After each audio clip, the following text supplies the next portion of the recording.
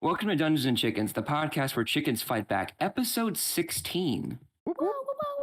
But the chickens didn't fight back. Yeah. So, last time, our heroes went and explored the ruins in the foreboding bogs. After a lengthy day's travel throughout the swamp, our heroes managed to make their way relatively unharmed back to this sort of ruin, and they're trudging on the path there. While they were there, they managed to get attacked by the undead.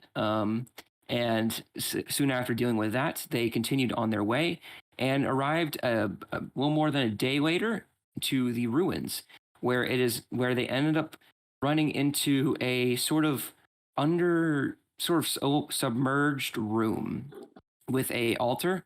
And after Lyris managed to move the altar and caused a sort of another motion to be put in motion, there was a hatch opened up in the floor, and it seemed to drop for a certain number of feet. The only person that could see all the way down was, in fact, Delilah. And after coming up with the plan of lowering Delilah down with a rope to further inspect it to get a general idea of what's going on down there, Delilah, wanting to perhaps investigate the room, saw it is another partially submerged room with a seemingly mural on the other side, but it's too far away out to make details, and a throne in the room as well on the far side, what seems to be. And after wanting to move this seemingly object and see if it would cause anything, she casted Eldritch Blast into this actually 3 Eldritch Blasts into this Not my area. moment. I think it was 2. And after it was 2, I thought it was 3. Or it was no, 2, it was probably. 2 I think because it splits into 2 rays. Yeah. So after blasting 2 Eldritch Blasts, 1 hit and 1 miss, it was a sort of silence before a sort of large tentacle whipped out of the darkness and tried to grab Delilah and pull her down. It managed to miss the first hit, and then it went again, and it actually managed to grapple her and yank her down.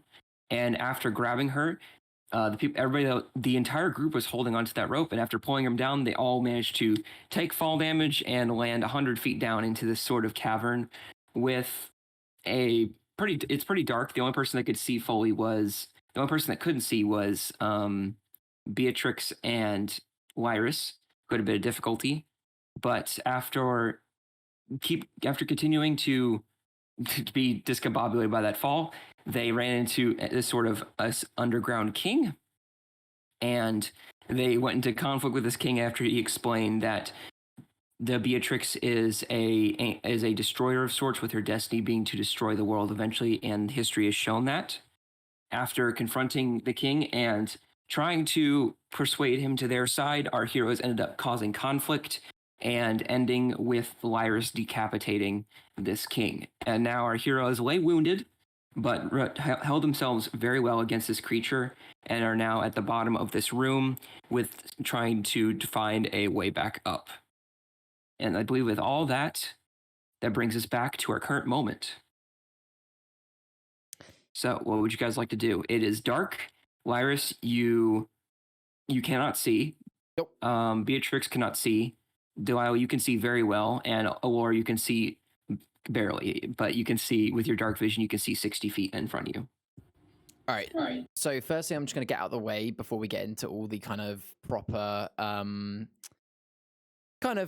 sorry. One more thing. Oh, yeah. Beatrix did. After the fight, Beatrix's wild magic did spark and cause a sort of surge in magic within her, and caused her to become an illusion for 1 minute. And I believe that's it. Sorry to interrupt you, Troy. I just wanted to put that out there as well. That's right.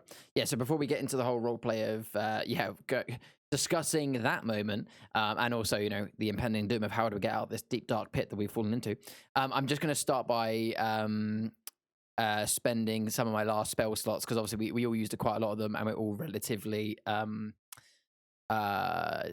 injured. Out of interest, I know Rhea is... Alora, how are you feeling right now? How are you feeling? Like shit. Your character is not very good, no? No, Alright, cool. she's very wounded. So I beckon Alora and Delilah to kind of come and huddle over, which presumably, unless they say anything, I presume they do. Huddle time. And as they come over, I kind of put my arms around them. And for the sake of time, you happy if I just cast Cure Wounds 3 times for my last remaining spell slots? So I'll cast it 3 times. I'm just going to say now that the first one will be on Rhea, second one will be on Millie, third one will be on me. So in terms of like the rolls, that's what we're looking for. Oh, so it's I'm pretty sure if I do cast that. So it's that plus my spell casting ability. So it's whatever you see rolled plus 3. So Rhea, you're getting 9. Let's go. Millie, you're getting 8. Technically 11, and I'll get 8. Oh, is the +3 from something else, Charlie? So The you're adding as well. yeah. So if I put it in the chat to see, it is it's 1d8 and your spellcasting ability modifier. I don't think it adds that automatically when I cast it. Correct me if I'm wrong. It normally it's set. I think it would. Oh wait, sorry, ignore me. So okay, slight mistake. I thought that it normally says 5 plus 3 when it like that, so I didn't see that. Actually, if you hover your mouse over it, it does say 1d8 plus 3. So yeah, okay, ignore me, guys. Yeah, sorry. Everyone needs to minus another 3. So it's 6, 8, and 5. I did. Playing with their emotions, Charlie. Yeah, so just to get that out of the way of just a little bit of light healing for everybody. So upset. All Being right. healthy in my D&D game, no. All right, so first things first, before we figure out what the... Actually, no, okay. Considering that Laris has literally just seen this kind of like sparking and, you know, people putting hands through Beatrix, Laris would have been a little bit taken back from that. Just throw something at her. Like- Throw a stone at her head. Beatrix, care to explain what the hell that was? Yeah, I am just as surprised as you. I mean, are you still an illusion? And I go up and I like, and obviously fumbling in the... Your hand for yourself? Fumbling through the dark, I try and put my hand on her shoulder. You don't make contact with anything, and you think that's where Beatrix would be. Oh God, Can I- you're can I- inside of her. Man, You need to step away quickly before she comes back to normal. have you been an illusion this whole time? I don't think so. I think I'd know if my sister was an illusion. I mean, has anyone actually laid hands on her? I mean, if you want to, you can make an optional Several times. intelligence check if you want. I mean, yeah, sure. Just to see the first roll of the day, how shit it's going to be. Well, okay, I appreciate that. We did cure wounds, but first, like, actual roll. 12. That's not too bad considering I have +0. You remember Beatrix saying she's a person or being a person, so that's the best you got. When you say remember being a person, like what Laris is suggesting here is She's always been an illusion. I'm not suggesting is she is she even a real person? What I mean is the figure that she is right now, because basically what Laris is thinking is her body still in Woodway Manor is what we're seeing just been an illusion this whole time. So what I'm asking is, has anyone actually laid a hand on her since we left Woodway Manor? And therefore we know for a fact she has been physically here. It's just that she's now an illusion. With that roll, I would say you can't get a clear image of remembering someone who did that. And to your best knowledge, you can't remember anybody doing that. So simplest answer would be no. But Beatrix, do you have any gaps in your memory of, like, you know, if you cast your mind back to a few weeks ago before we actually picked you up at Woodway Manor, do you have any gaps in your memory, times that you can't remember? Is there any chance that you might have been put under a spell or something yourself? no, I remember clearly about what happened a while ago. I have no issues with remembering anything. I literally poked my sister in the face yesterday, okay? She's real. She's here. Okay, so this is just a temporary Not right thing. now, but she... And as you say that, I think as I you would say have that, noticed. as you hear this, and as you hear that, Beatrix is now like, oh, I'm solid again. I mean, are you in control of that in any way? What changed? No, I'm not. I am 100% not. I don't know where that came from. I don't know what powers I have. I don't know anything about myself at this point. I'm finding out along with you people. So I'm guessing that we haven't found the source of your power yet. So I'm guessing our journey isn't done here in Foreboding Bogs. Well, I think we have a.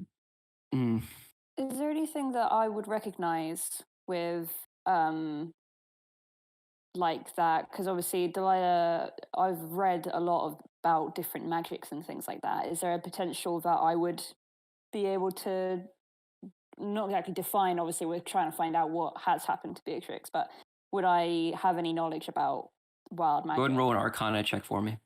Okay, just gotta minimize my Discord. Arcana.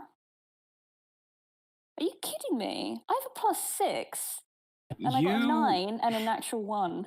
You Jesus are Christ. having issues recalling if you've ever read about something like this, but nothing in your studies has indicated something that to this level that's been so random and so powerful before. It kind of Library reminds you research of like bullshit. sort of like someone like having a patron maybe if someone might have like a patron with but this patron is like one of the strongest patrons you can ever have, but even then their limits are fixed, but Beatrix seems to be using something beyond that you can obviously tell. So it's beyond your point of knowledge, but best you can guess is that it's sort of lucky. You're all kinds of fucky wucky, aren't you, Beatrix? She just kind of like goes and just like gets like kind of goes and just kind of like lays down on the ground. She's kind of just head facing down. She says, "What even am I? I'm having a hard time even knowing who I am. I have these gifts that I didn't even ask for, and now I'm supposed to doom everyone. I'm so lost. What if I hurt more people? I already hurt you all by using my powers to send you here to who knows where and making you guys go through this entire journey just on my behalf. I'm not worth any of this. I didn't want this. I'm not like you people. I don't have Lyrus's courage. I don't have Alora's might. I don't have Delilah's resilience. Whenever I am, you heard him. I'm a plague that now has a purpose one way or another to destroy Ufros entirely. I don't know. I'm so lost." Larius just interrupts and hugs. Larius just walks up to her during that, interrupts and hugs. Doesn't say anything, just hugs. It doesn't matter what other people say that you are. None of those people matter. You're my sister. Who cares if you're going to bring about the end of the world? I don't give a shit, to be honest.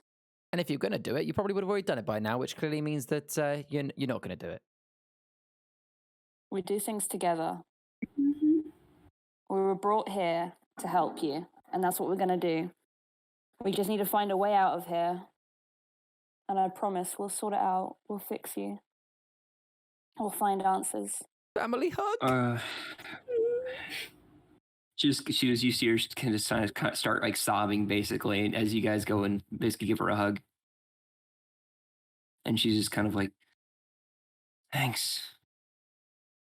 Once I kind of like come out from the embrace, I kind of say, well, look, the reason why we're here in the first place is Mr. Woodway said that he will only take that that seal off your back once we can find the source of your powers. Do we think we have enough information to be able to somehow convince him that we've now figured it out and that he'll maybe take it off? Knowing Mr. Woodway, I think he'll take this information with his. I think he'll take it. Honestly, I think he'll let us off the hook with this, because even if this information proves that it gives us, even if it doesn't matter much to him, he at least knows that he can find more answers here at the ruins. So you think that I think that we go back, I think it'll be okay, one way or another. I think if we go back, I'm probably going to punch him in the face, to be honest. I mean, as long as he's already taken the seal off, then I'll look the other way whilst you do that. Okay, well let's turn our attention Yeah, to wait. let's turn our attention to the more Immediate pressing, the more situation. immediate threat of how. And I kind of like just look up and point to the small circle of light above us, or it's 20 foot wide, isn't it? But even still, it's 120 foot up. How Yeah, do we 100 get feet up. back up there? Well, I'm gonna just kind of walk away at this point and head towards the coffin, kind of. I say coffin. I don't know if it is a coffin. You just said it was like. so you haven't gotten a good stone. look I'm at it gonna before. go over there and look at the mural and where the king came out of. Yeah, so you start walking over there, and as you you see as you're walking over there, your kind of feet splashing in the water in this pretty much dead quiet cavern. You can start to see with your vision that this is make a perception check for me real quick.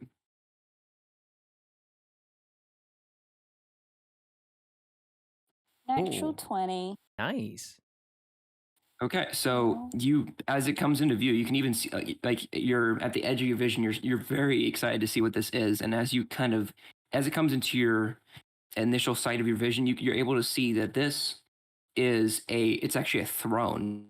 This is a stone throne that was made in the center of like center back of this cavern. It is it's very tall, so indicating that a large individual sat here, or at least someone of a large kind of stature sat here. So it seems to be a very important seat. You can kind of glean that from the information. But sort of above this information, also seems to be like as you kind of go over and you see like above this, you see like a mural, and this mural is the one that you recall seeing a little bit of. But as you kind of go, you see that it is a sort of large, muscular male figure with a dark black beard, having his arms spread wide across the room, and sort of like his face and is up part of his chest is in like the neck above the throne and encompassing the first wall, but the walls that go across the sides of the room like are basically his arms like outstretched, and you can see below his arms that are outstretched, you can see these like the monsters that like or like some sort of creatures, humanoid creatures that you've seen, kind of like mutated animal creatures below below his hands and kind of like screeching. Basically it seemed to be a sort of yelling pose, or some are on all fours, some are walking with two. You can see they're covered in blood and stuff like that. Bruh. And you can see as well with that high of a roll, you can see where you actually hit it with the Eldritch Blast. You can see above, a little like to the top like left of his head, you can see this like sort of chip mark of like the size of like a bowling ball. You can just see like this sort of like a mini crater and essentially like shattered rock. Oops. That's my B. That I'll take ownership of that mistake. I'm sorry. That's what you see, Cool. and walking over to like where the king came from. Okay, so I see great big chair and a mural of a man with a black beard, arms outstretching all around the room with like mutant creatures underneath the arms. Yep, All covered in blood in varying positions. correct. Nice. Okay. I'm going to sit in the chair. Okay, you sit in the chair. Cool. I'm gonna kind of chill here and just kind of feel like, Yeah, you sit in the chair. No, it's a little bit comfortable, I guess. It's a bit. Do I my feet mean, touch the floor? no, no, they don't. It's a big chair, and this is Okay. no, I had to not hop in this onto it situation. then. I'm very happy with myself though. I'm kind of like kicking my legs out, and yeah, I'm very pleased. And yeah, I'll look back to where the others are, and whatever Okay. you guys were doing in that time, you can talk about. All right. Well, while Delilah was doing that, what are the rest of you guys doing? Elias, were you trying to discuss how you were going to get out of this whole situation? Yeah, essentially. I asked the Okay. group if anyone had any ideas of how to get up. Okay. Laura, you notice with your I'll say you notice with your past perception that you notice that Delilah basically just walks off and leaves while Elias is talking. Typical. So I'm gonna look in my what's it called? The backpack thingy to see if I've got anything that I can use. I'm just looking. Why the fuck do I have pig meat? What is that about? You guys hunted a not boar Salem, a I know. while ago. Oh, that was that. Oh, okay. I was like, did we kill Sailor? I was Nah. scared. Yeah, I thought I had rope, but it turns out I don't have any rope. I thought we could maybe have used. I believe you guys used the rope to get down here Oh in the no, first wait! place. I do have rope. The rope did fall with you guys, so there is rope. There's like I think there was like 15 to 20 feet of rope that you guys had pulled down with you. I had 10 feet of rope, and Beatrix had 10 feet of rope. We tied that together to make 20 feet of rope, but that's come down with us. And I'm pretty certain you said that the hole up the top was. You said we felt like 100 feet, I think. Yeah, you can guess about 100. Yeah, it was 100 feet because I felt 80 feet. And the whole Lyris was like, Delilah was the only one able to see the bottom, and it was Delilah. Also, by the way, when you're going to sit down and investigate the throne, you could also see to the right, like sort of like below a certain like portion of the mural, sort of like double doors, kind of. It seems to be nice. like where there were like where there you can see these like broken double doors like opened up basically, but coming out of the double doors is like these huge mounds of rocks, and you can see that they've been kind of like it's kind of been caved in. Okay. As well. Okay, as I spot that, I'm gonna call over to everybody else and say I thought there used to be a way out over here. I stumble across through the dark, going towards Delilah's voice. Follow my voice. I'm over here. Can I help? Lyris walks very slowly until Laura comes over, just like, come on, just grabs his shoulder and just pushes him along. Echo. And then Beatrix just follows Laura as well because she seems like she knows where she's going.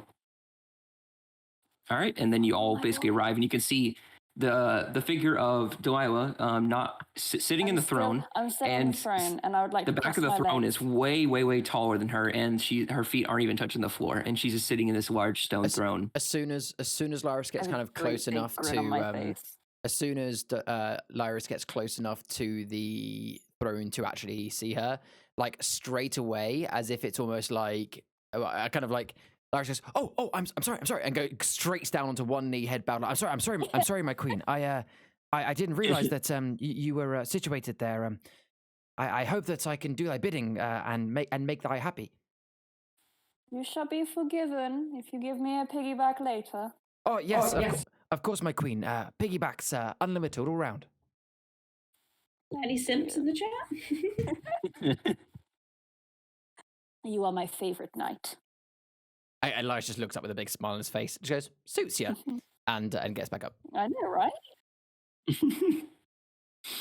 I'm gonna like hop off of a chair then and walk over to the doors and I'll help lead Lyris over and be like, hey, there's right here, big hole, lots of rocks. So Lyris gets over to where the rocks are and investigates. So describe them again in terms of size and stuff. If you're gonna investigate, make an investigation check. So, okay, I wanted you to remind me of the description first, please. All right, so yeah, what you can see from a far distance, which is what Delilah had, she noticed. You can see now that there are two sort of double doors, like wooden double doors.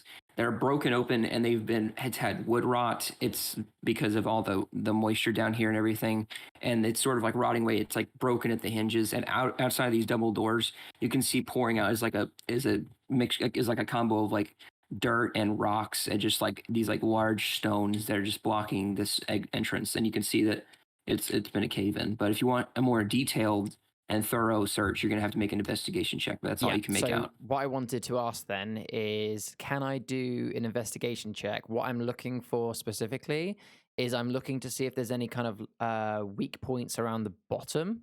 I want to see if I can potentially see if there is a stone or a boulder or a section that if it was to be moved, it might cause the cave in to continue and therefore to potentially, make a gap or something at the top rather than trying to clear it all.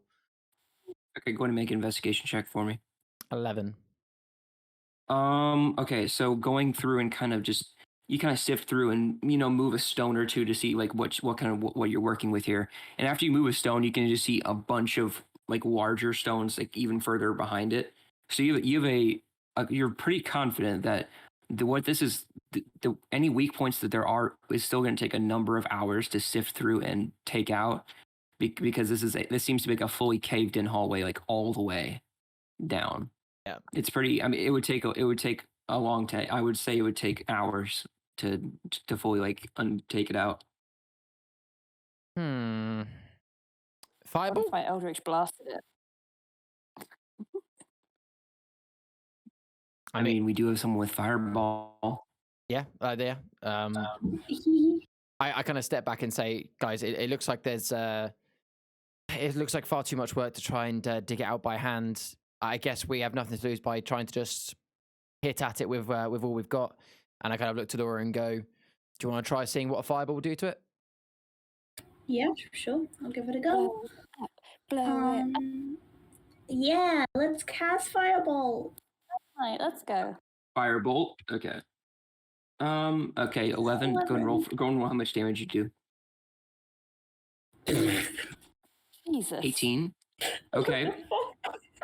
So you can see kind of Allure just kind of like reels back and focuses her energy, and as she kind of like reaches back, she launches this large bolt of fire energy, and you can see as it's flaming, it goes and careens and hits these stones that are blocking the entrance, and you can see as you can hear just like this large explosion and a scatter of it's these stones, as these large and very heavy stones just go flying around the room, and you can see that there are still a number of stones blocking the doorway, but you cleared out a hell of a lot of them.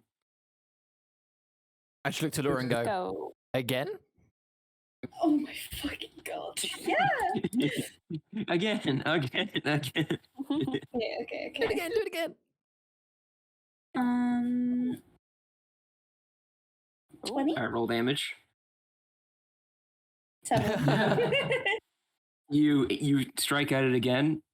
More rocks go flying, but this time instead of exploding all over the room, they're exploding within the hallway, and they're coming loose. And you can see as it starts to become like a bit structurally unsound as well, and so it's starting to weaken a little bit. No. I've just realized that Alora has to. Her fireball is 2d10, and you got 2 9s. That's insane. Yeah. Again, guys? Again. I'm like clapping my hands, going, Yeah. 21. Roll for damage again. 17.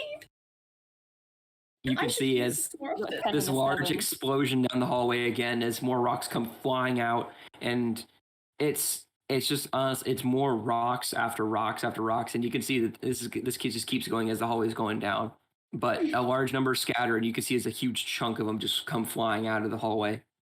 At this point in time, can I go in and do another investigation check, just to like, what I'm looking for here is I'm looking for, again, whether there is any potential weak points that might cause for for it to clear itself, or just anything in the hallway, like, other doorways or anything like that. I'd like to do the same as well. All right, go and make an investigation check for me. 13 this time. Okay, so you go over and you search, and you can see that along with the singeing from all the fire that has now been put into this hallway, you can see the rocks have become, in a way, it seems like, because of the way you investigate that, you can see in the roof that it's also been that the cave-in comes in from the roof as well, so that it's like broken through the stone in the ceiling as well. So you can see that any rocks that have been like thrown off and destroyed, more dirt comes and just fills its place as well. And it's not just regular soft dirt. It's like, this is like the mud that you see above, and it's kind of like just this gross dirt as well, and sludge that comes in through the ceiling. And so you can notice that it's weaker than before, but you can't determine how much longer this hallway is going to go down for, or how easy it's going to be to clear it out. Okay, whilst this is going on, can I go back into the room that we were in, and I'd just like to basically like walk around the whole room and just like keep an eye out for any kind of cracks, crevices, holes, or ways out whilst this is happening? I could go and make an investigation check. 21. Very nice. You go around and searching, going throughout this entire room. You can you go along. It's a huge room, so it takes you a large amount of time to actually go through and sift and see if there are actually any damages or chips in the walls or anything like that. And kind of investigating it, you can see that the it's pretty while the water has eroded the walls enough that it's become weakened, and you can see that it's kind of like it's chipping at points. The chips seem to be shallow and don't really lead anywhere, just cause structural damage to the mural.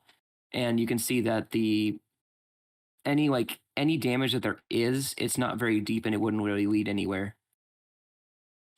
Okay. The crater that was in the mural that I left behind, like, how deep was that? Was that like?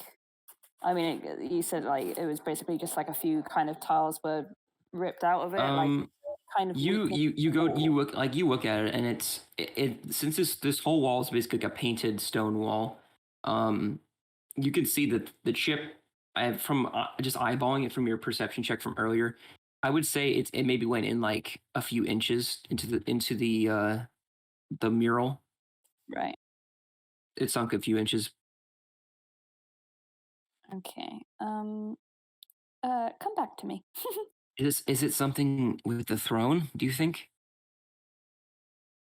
I mean, Lyra's like hit something last time. Do you think Lyra's is? I mean, Lyra's hit the thing last time. So do you think it's has to do with the throne again? Because these people seem to be into that kind of thing. Am I like over there? You at this point you've made like a full circle around after your circle of the room. Yeah. I mean, I hit this thing earlier with my Eldritch Blast, didn't I? Mm-hmm. Nothing happened. Okay, can I like? I'm gonna try and move the chair. I don't know Okay. if it's like a stone. Make a strength thing check or... for me. Oh fuck.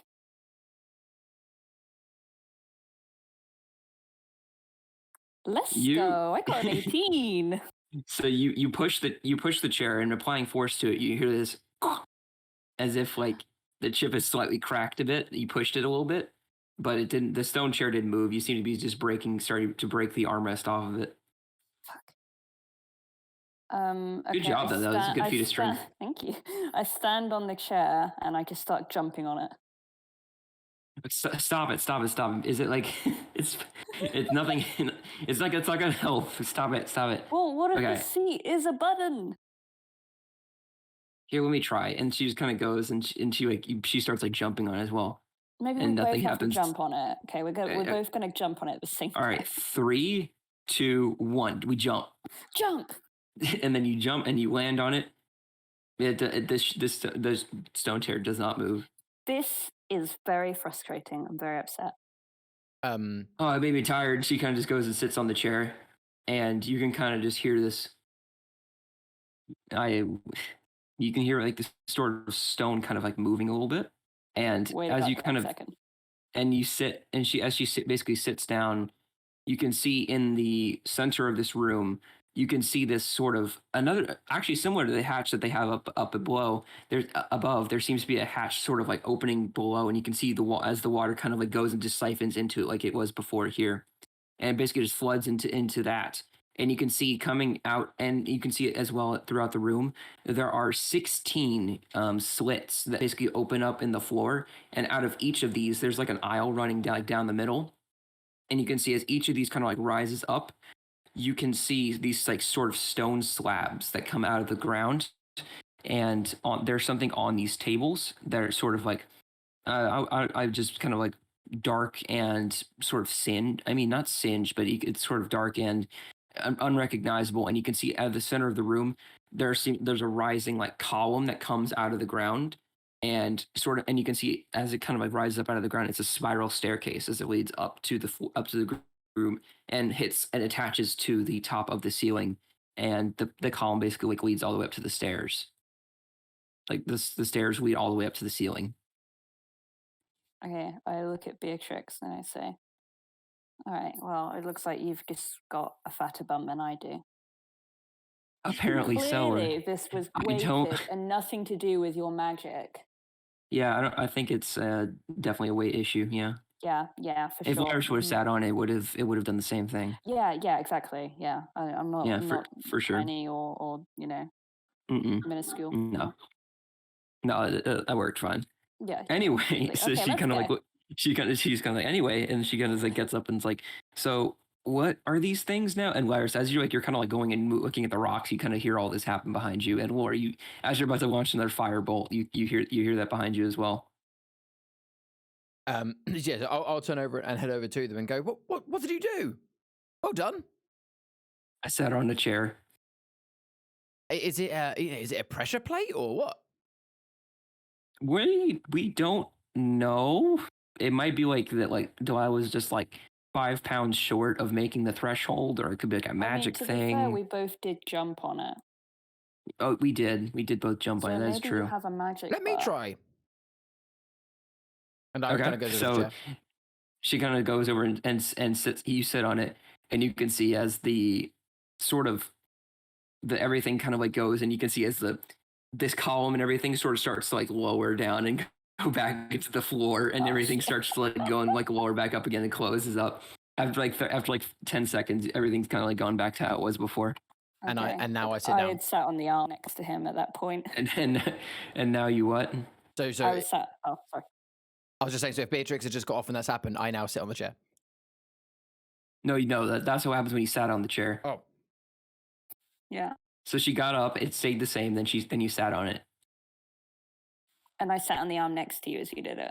Right, so sorry, just to be really clear. You sat on the She was chair. sitting on the chair. She got off of the chair when you were going to go sit on it, and then you got up, and then you sat in the chair, and then it went away. So sorry, I was about to ask a question. When exactly did the stuff start going down? After she got off or after I got on? After you got on, after you sat down. Okay, so it didn't start going down just from her getting off the chair. No. No. Okay, so we're not leaving Beatrix behind just so we can get up. No. Noted. Yes. All right, well, The chariot awaits, I guess. And Beatrix just sits back down again, and everything kind of goes back to how it was just a second ago. do you recognize this? Magic. Do you recognize this place at all? Clearly, it belongs to you. I have literally never even heard about this place. Well, I feel like your butt has claimed it now. Apparently so. What are the things on the tables? What are these things? Scrambling around the I dark. go and What do you mean? peruse. What do you mean? So Rhea, what'd you say? I peruse the tables. All right, do investigation check for me. I got a You recognize these as to be mummified bodies of some kind, and as each of these are sort of like laid out on these tables, they're not like wrapped or anything like that. They're not like supposed to be like preserved. That you see like there's some sort of like you see some tools, some like dried blood. You can see like and these withered creatures, and you can see like these like they have limbs, so it's like a humanoid kind of thing. And you can see that it's like these are basically like withered creatures, humanoid creatures that are just kind of like laid out on the table, and you don't know if they're human or they were human or they're humanoid like looking monsters or something like that.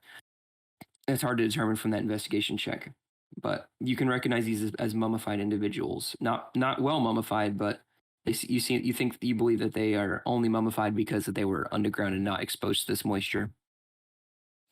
Okay. I recoil and scream. Okay, you do so, and it echoes very loud.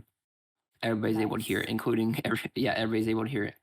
I just go, where'd that come from? I'm then going to run back to Lyris, and I'm going to hide behind him. Okay, Virus, you don't really see everything very well, but I draw my you suddenly sword. you feel something grab your grab your hips, or you feel like someone grab your hips, and then you draw your sword. Not at Rhea, like I can tell that it's Delilah, but I draw my sword, presuming that there's something in front, and go, what is it? What's attacking you?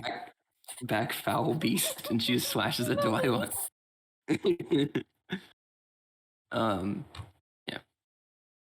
Yeah, so yeah. Mummies. Are they alive? Where are they? And I'm just like slashing my sword in front of me. Like, They're over there. Are you moving forward? Or are you just slashing in place? I'm pushing Lyris towards pushing them. Just so go, Irish, kill you're them, getting I don't shoved. care. Yeah, and I'm just Don't slashing worry. forwards.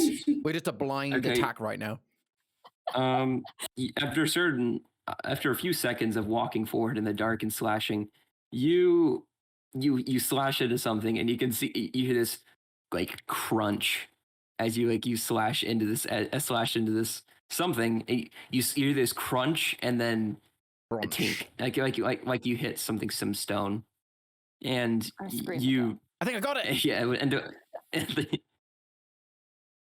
that's what information you got. I mean, you could make an investigation check with disadvantage if you want to see what Can you I hit. see what? Can I see what he did? Yeah, you could see Oh, I the pushed him. mummified body is now split in half on the one of the altars Oh or god. Okay, slabs. so I can see like the insides. Yeah, I mean it's a mummified body, so they're pretty much all gone. But it's Okay. you can where organs would have been, but this is just kind of like a clean split. I'm like retching whilst screaming, so I'm like, ah! Delilah's been Use- poisoned. She's been poisoned. Beatrix is like, what the fuck is going on? I can't see either. I can't see either. What's going on? Delilah, mummies. they're still there. I keep slashing. Delilah, you're my eyes here.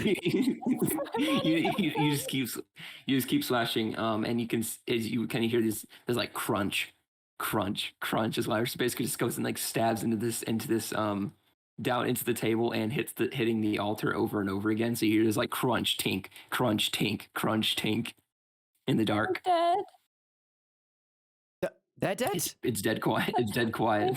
Are they dead? Did you get them? And you tell me, you're my eyes. I keep slashing. I want to go near them. Just look around Crunch me. tink, I'm crunch guessing you're still tink. like, hugged onto my hips from behind. Like, just look around me. Tell me what's going on.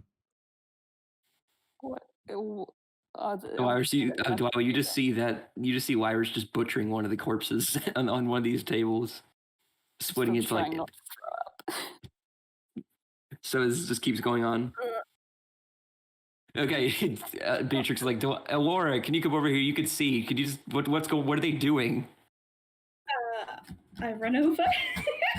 You run over and you see Lyra's like stabbing a corpse. Lyris, what are you doing? What the fuck are you doing? There's mummies, apparently. I think it's dead. I think it's dead. Stop. Is it dead? It's dead then? I have now run over to Alora because it means I get further away from the mummies and I'm now clinging onto her cloak. I think it's dead. Nothing's moving. Yeah, I was gonna say, can I peer over and see what's happening? I'm so confused. I mean, make a perception check for me. Yes, sir.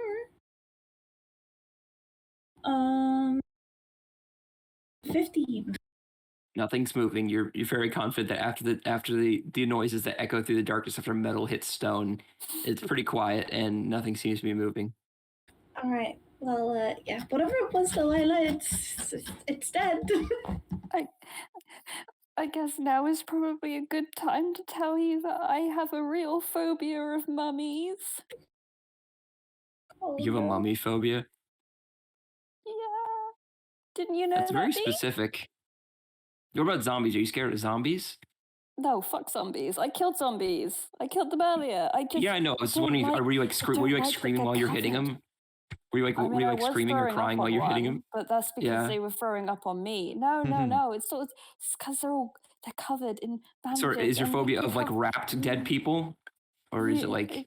I don't know. I just don't, I just don't like it.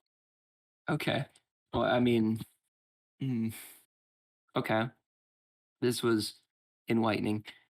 Is there any? I mean, is there anything to be gained here by looking at these things? I mean, I can't see them, but I'm assuming they're I'm cool not going looking. anywhere near them.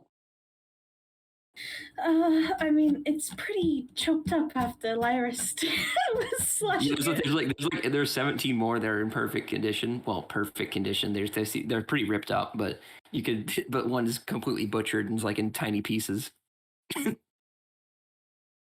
Oh man, I want an art piece of this moment. But yeah, that's all you guys can glean from it.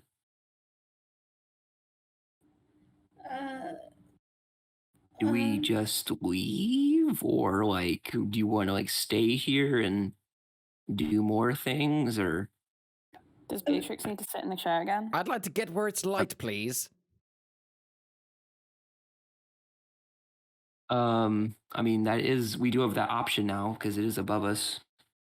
Let's But- go. Do you not We're want leaving. to check? Do you not want to check it out? I'm Like- already going up the stairs. I'm terrified. All right, or if you want to check, if you want to check the bodies, you can. Yes, I'd like to check the bodies, please. All right, make an investigation check on one of the bodies. Do you want to check up the chopped up one that Lyra's butchered? Or do you want to check a regular one? I'll just check a regular one, thanks. All right, no worries. Go ahead. An 11. Much like Delilah's investigation, you can glean that from it.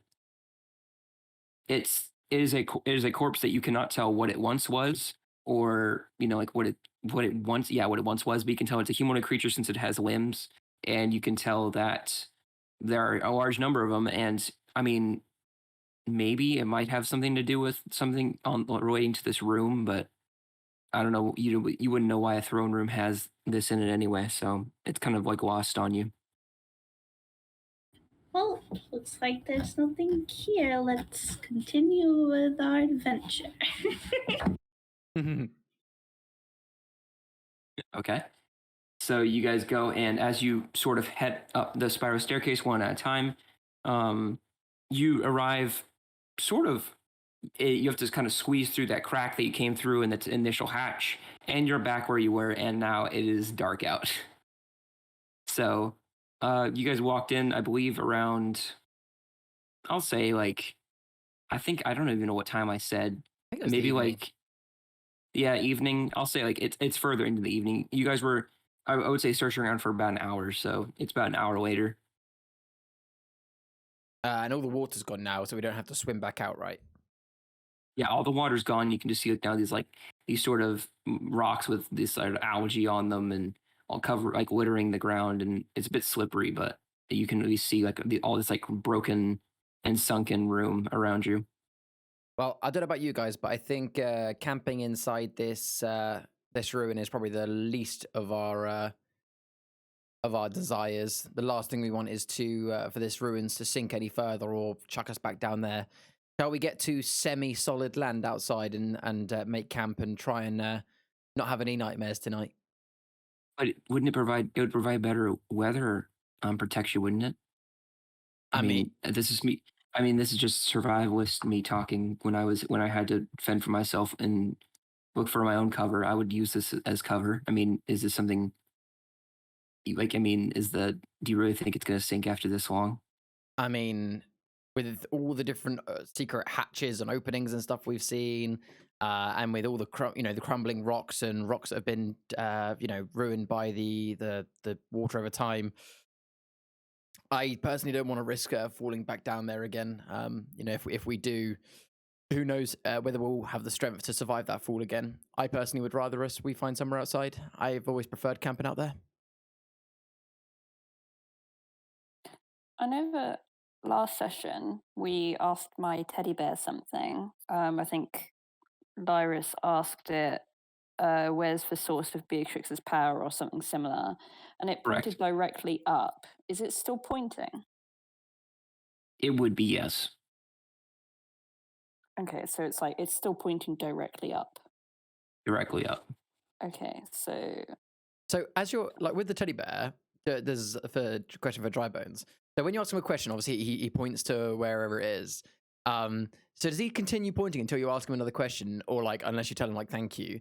Because like if I was to like you can ask him another stops question. pointing when we get there as well. So what I mean is, so if you had the teddy bear and you were holding it like that, and his arm was up, and you just turn him on his side, with his arm like almost like a compass, as you turn him, the hand keeps changing. Yeah, I think it would continue changing. That's hilarious. And you do that, you just grab the bear and you kind of tilt it, and it kind of just, the arm stays there. Even when it's like dislocating the arm, it looks like. Do you have the bear right now, Delilah? I am usually holding it and cuddling it. Can I just politely? Okay, no, I'm not gonna do that. That's too meta. I was gonna get the teddy and just kind of like tilt it like slightly an angle and meta. back straight, left and right a few times, just so it's going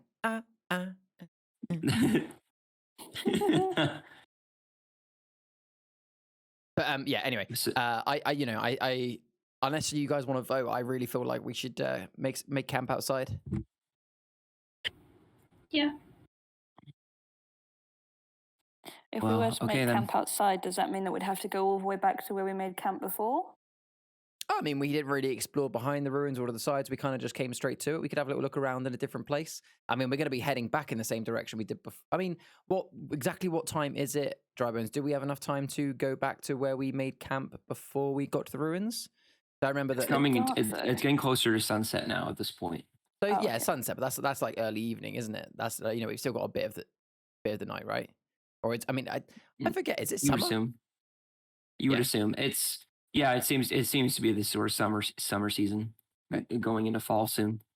I mean, this is a genuine question, Drybones. Do we have enough time to get back to? Because how can anyone recall how many hours we travelled from where we last made camp, where it was slightly dry, to the ruins? Because that was what was done at the start of the last episode. Anyone recall how long that was? It was I believe you guys left at like 6 in the morning and then got here late evening. Right. in the Okay. So evening, it was like a day's travel. Which okay.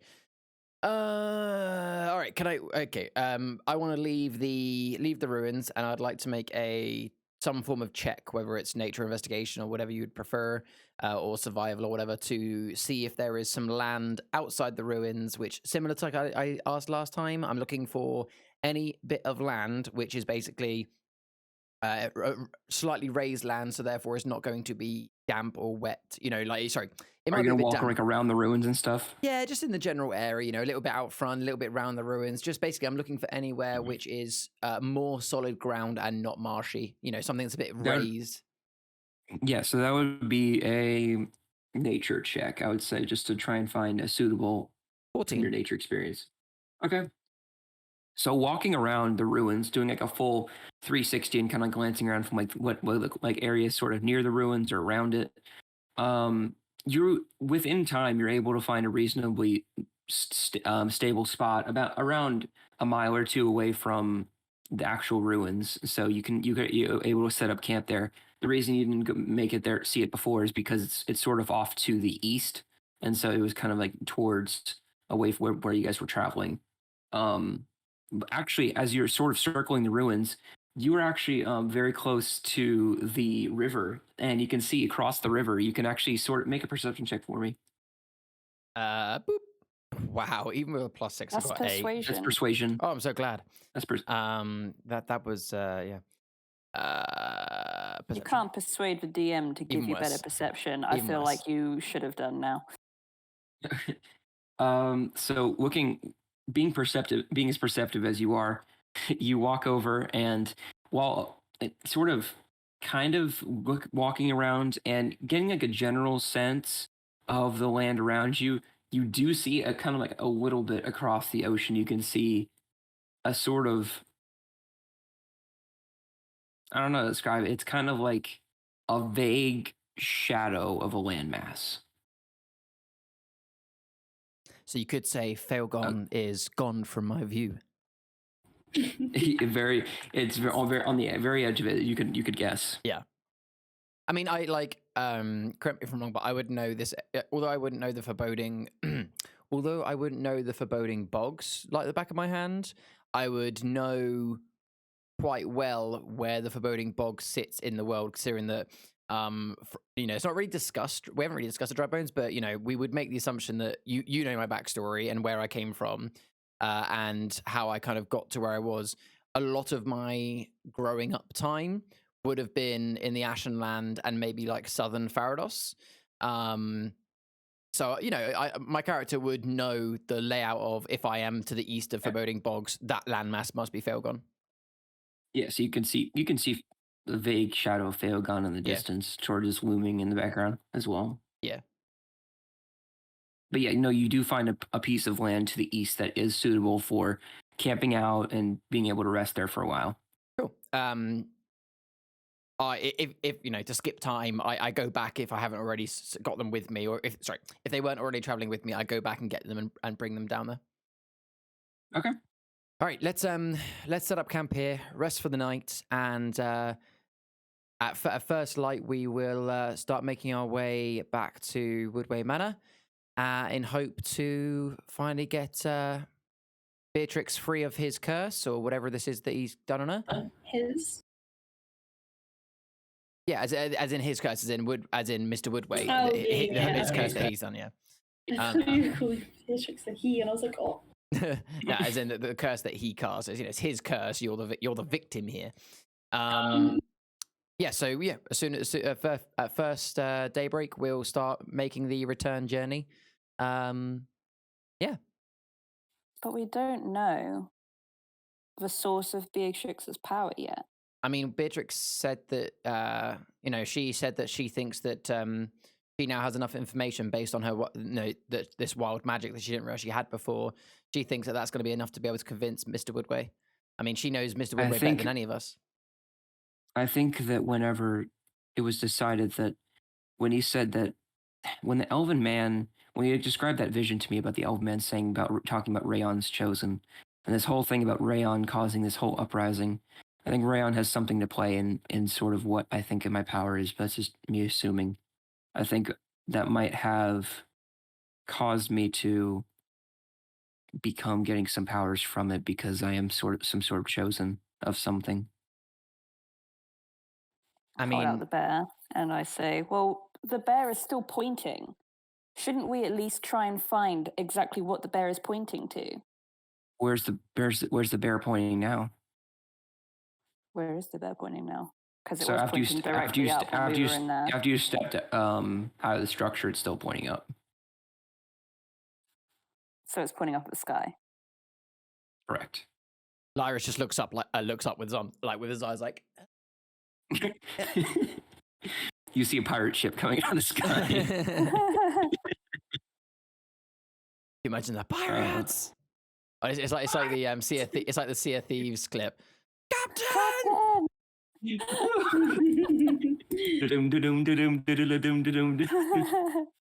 story just took a U-turn. Oh man, that'd be awesome. Fish coming out of the ground, pirates coming from the sky. Welcome to Dungeons Beatrix is like the pirate's chosen one.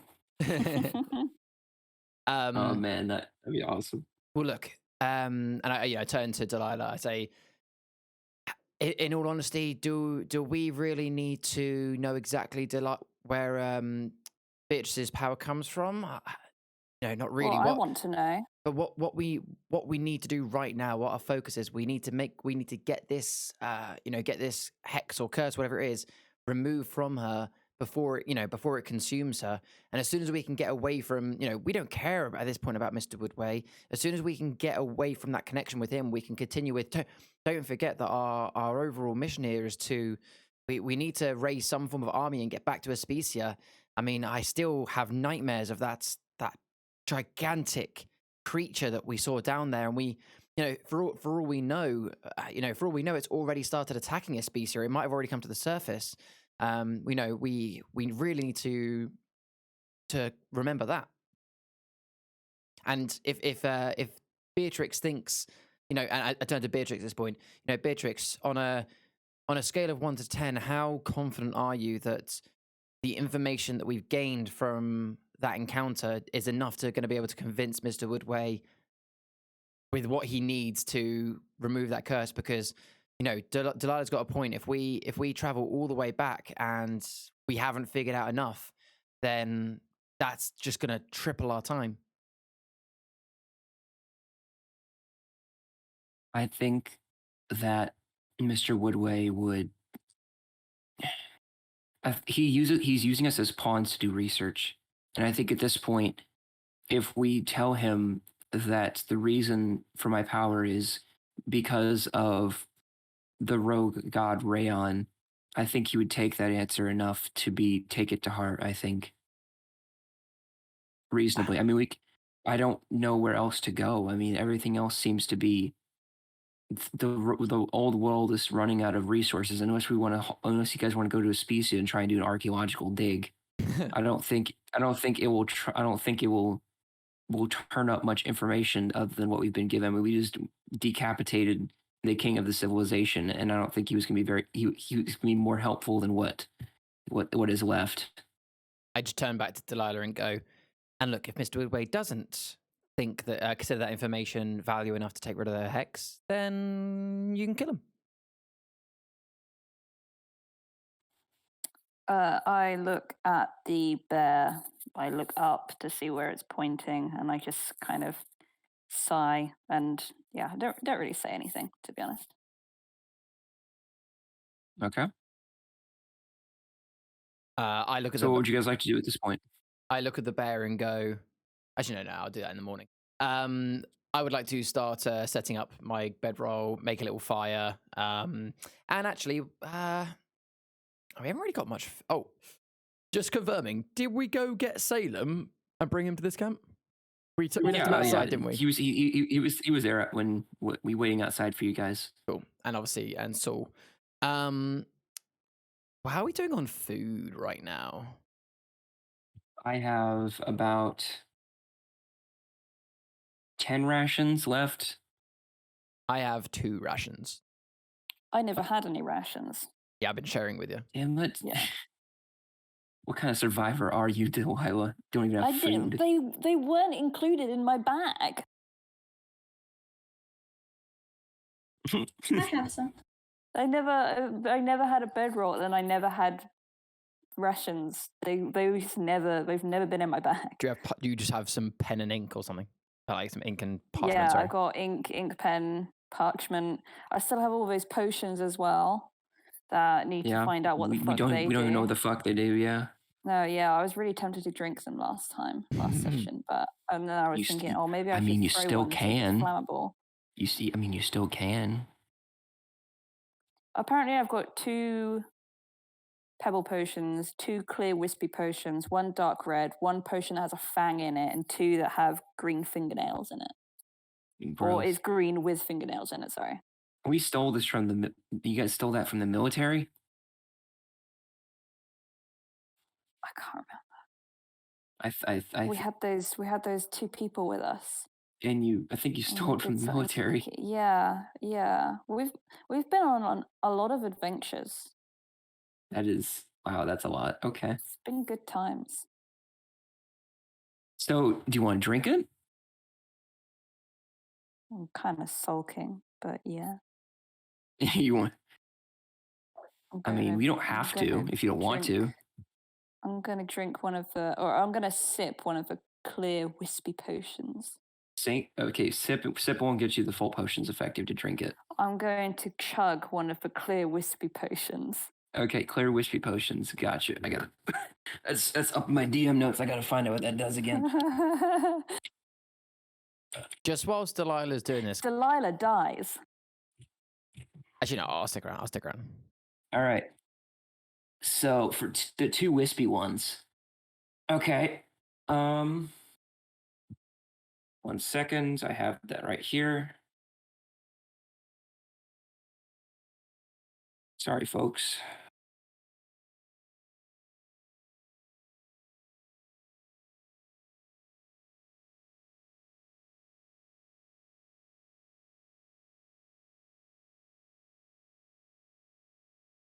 Okay. Sorry about that. So, Delilah, you drink the potion, and when you do, you begin to kind of like sort of feel light on your feet as you sort of kind of lift up a little bit. You just keep going. I should have done this You keep going. Lyris keep grab her going. foot. You keep going. Lyris grabs her foot. Yeah. I am screaming. You grab her. Yeah. All right. I've dropped the bear. I am. Yeah, you drop the bear, and you're just yelling as you slowly lift off the ground, and you see as you drop the empty potion bottle too, as you're basically just yelling in the air while you're holding you by the foot. With my other hand, I grab my shield and pass up and go, "Try holding onto this." Can I reach it? I'm reaching if he's up holding to onto you. my foot, can I reach down and grab pull it? You down. Do you want to let go over to figure out? No. With one hand, I'm pulling her down. You want to see if it weighs her down?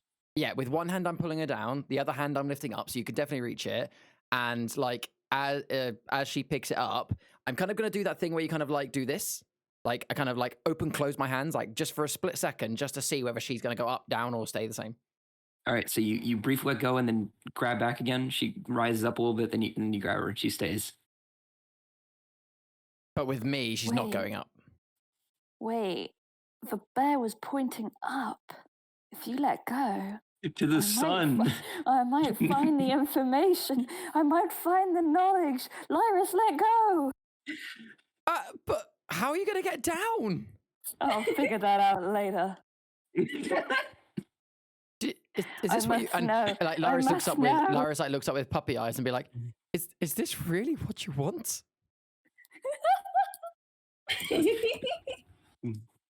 I must possess all knowledge. I swear to God, Attach if the this... rope to me. Tie the rope around my ankle. But that's only going to send you 20 foot higher. I can see 20 foot above me. Yeah, but who knows? It might be invisible. Give me the 10-foot, all of the rope. All of the rope. It's the opposite of what we did last time. I'm gonna fly.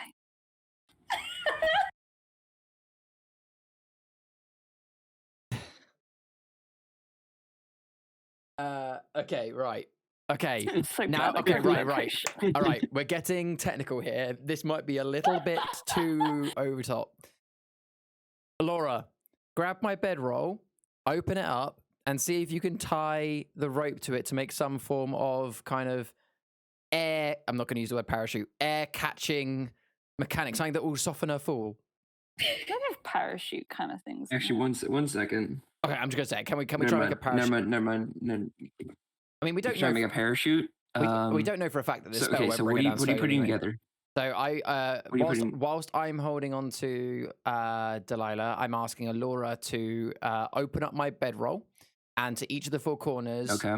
attach the rope in a way that you know, kind of. Right. So here it is. Okay, this is exactly. There's two. You did rip it. You did rip it to make Oh wait. a tarp. Oh. Yeah. So I've still got I've still got a tarped bag. Yeah. I guess, but it's less strong, I guess. But it's Because you it'll did be rip it. wider. I ripped it to make it wider. Technically, you're right, Charlie. Yes, you're right, Yeah. Charlie. So it would just. So we've got 2 bits of 10. Yeah. We've got 2 bits of 10 I love foot this of rope. game so much. We've got I love this two. game so much. We've got 2 bits of 10 foot rope because I'll untie it. So we've now got 2 separate 10 pieces of rope. So I'm going to instruct Alora to attach, you know, the 2 ends of 10 foot to 2 of the corners and the other 2 to the other one. So it's basically gonna be like a parachute where she has 2 handles. Okay. Can Alora just do that, or she got to roll for anything? Yeah, I'm gonna need you to make a craft. I mean, if only there's like a crafting check. It could be no, not sleight of hand. Survival, maybe. I guess. Just do I would say do survival. It's the closest I would one. say You could- dexterity, personally. if Well, no, it's because nothing to do that's with like your testing hands. your agility. your dodginess. Yeah, so I would say survival because you're trying to scrappily put something together. 10. You attach the pieces as Lyris instructed. You don't know. Okay. I'm guessing Alora gives it to me. Or no, Yep. I instruct Alora. Right, give it to her, and I pull. You know, I pull Delilah down enough so that she can drop my shield and grab that, which I'm guessing you do. Okay. Yeah. And I look up at Delilah again and say, "Are you sure you want to do this? I must know. I need a yes or no answer, please." Yes. Okay, I trust you, Delilah. You know more I about trust you, Lyris. you know more about these things than I do. Be free. Do I let go. I'm not I swear to God, this might be the stupidest thing we've ever done. All right. So you let go, and Delilah just keeps going, keeps going, keeps going, keeps going. Can I turn to keeps Saul? going. Can I just turn to Saul at this point and go, Saul, why are you not following? You see Saul kind of like tilt his head sideways. Okay. Keep He is going. getting She keeps thinner. going. She keeps going. She rises for about 5 more seconds. 5 more seconds. It's very cold up here. 2 seconds, and you Where is it? stop. Doom. you stop going higher, and at exactly around 20 feet up in the air, you stopped going up. Only 20 feet. Only 20 feet. Oh, okay. You I thought I was like. you know your parachute is gaining your altitude. parachute's basically your parachute's like behind you, as if it's like limp. It's not really doing anything, and you although you wanted to go higher, the highest you can go is 20 feet. Can I like kick at my legs to try and make myself go higher? I'm like. Just to be You clear, can't move. just to be clear, and this is more for Delilah than me. I mean, you can like flail around. You can flail around. Yeah, but you I'm won't like move. flailing, trying to force myself higher, but it's not happening. Just to be it's not clear, working. has she like for this is a question that I'm asking, I guess, for Delilah is. Did she just physically stop rising, or has she hit something, as if like almost like hitting a ceiling? She stopped. She stopped rising, Right, so you're just not risen any higher. not rising any higher, but she hasn't hit anything. I just turn to Laura and go, oh, "That's a bit disappointing, isn't it? Just a little bit. How's the weather up there?" It's a bit chillier, actually.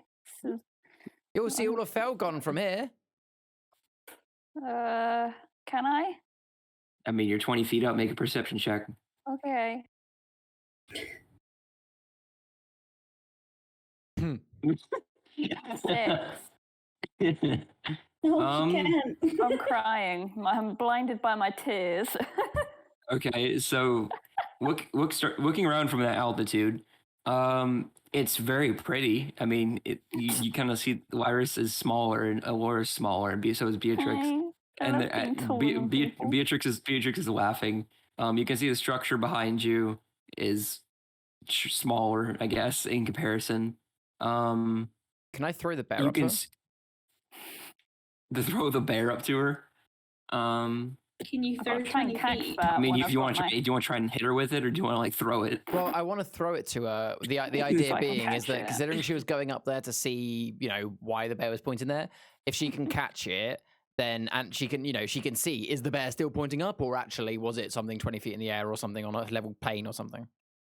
Yeah. So I mean, up to you. Yeah, I launch the bear up. What do I need to Or make a throw- strength make a strength check because you're in football. Throw it. My strength checks are always so bad when I do them, considering I have a +4. You do like the basketball like granny toss to try and score it, and it goes up and just arcs back down. It did not reach high enough. Maybe Laura could throw it up Put your back If she's- into it. Or if you want to try doing a strength check, you can. Yeah, I'll give it a go. I mean, why not? Where the hell is strength? There it is.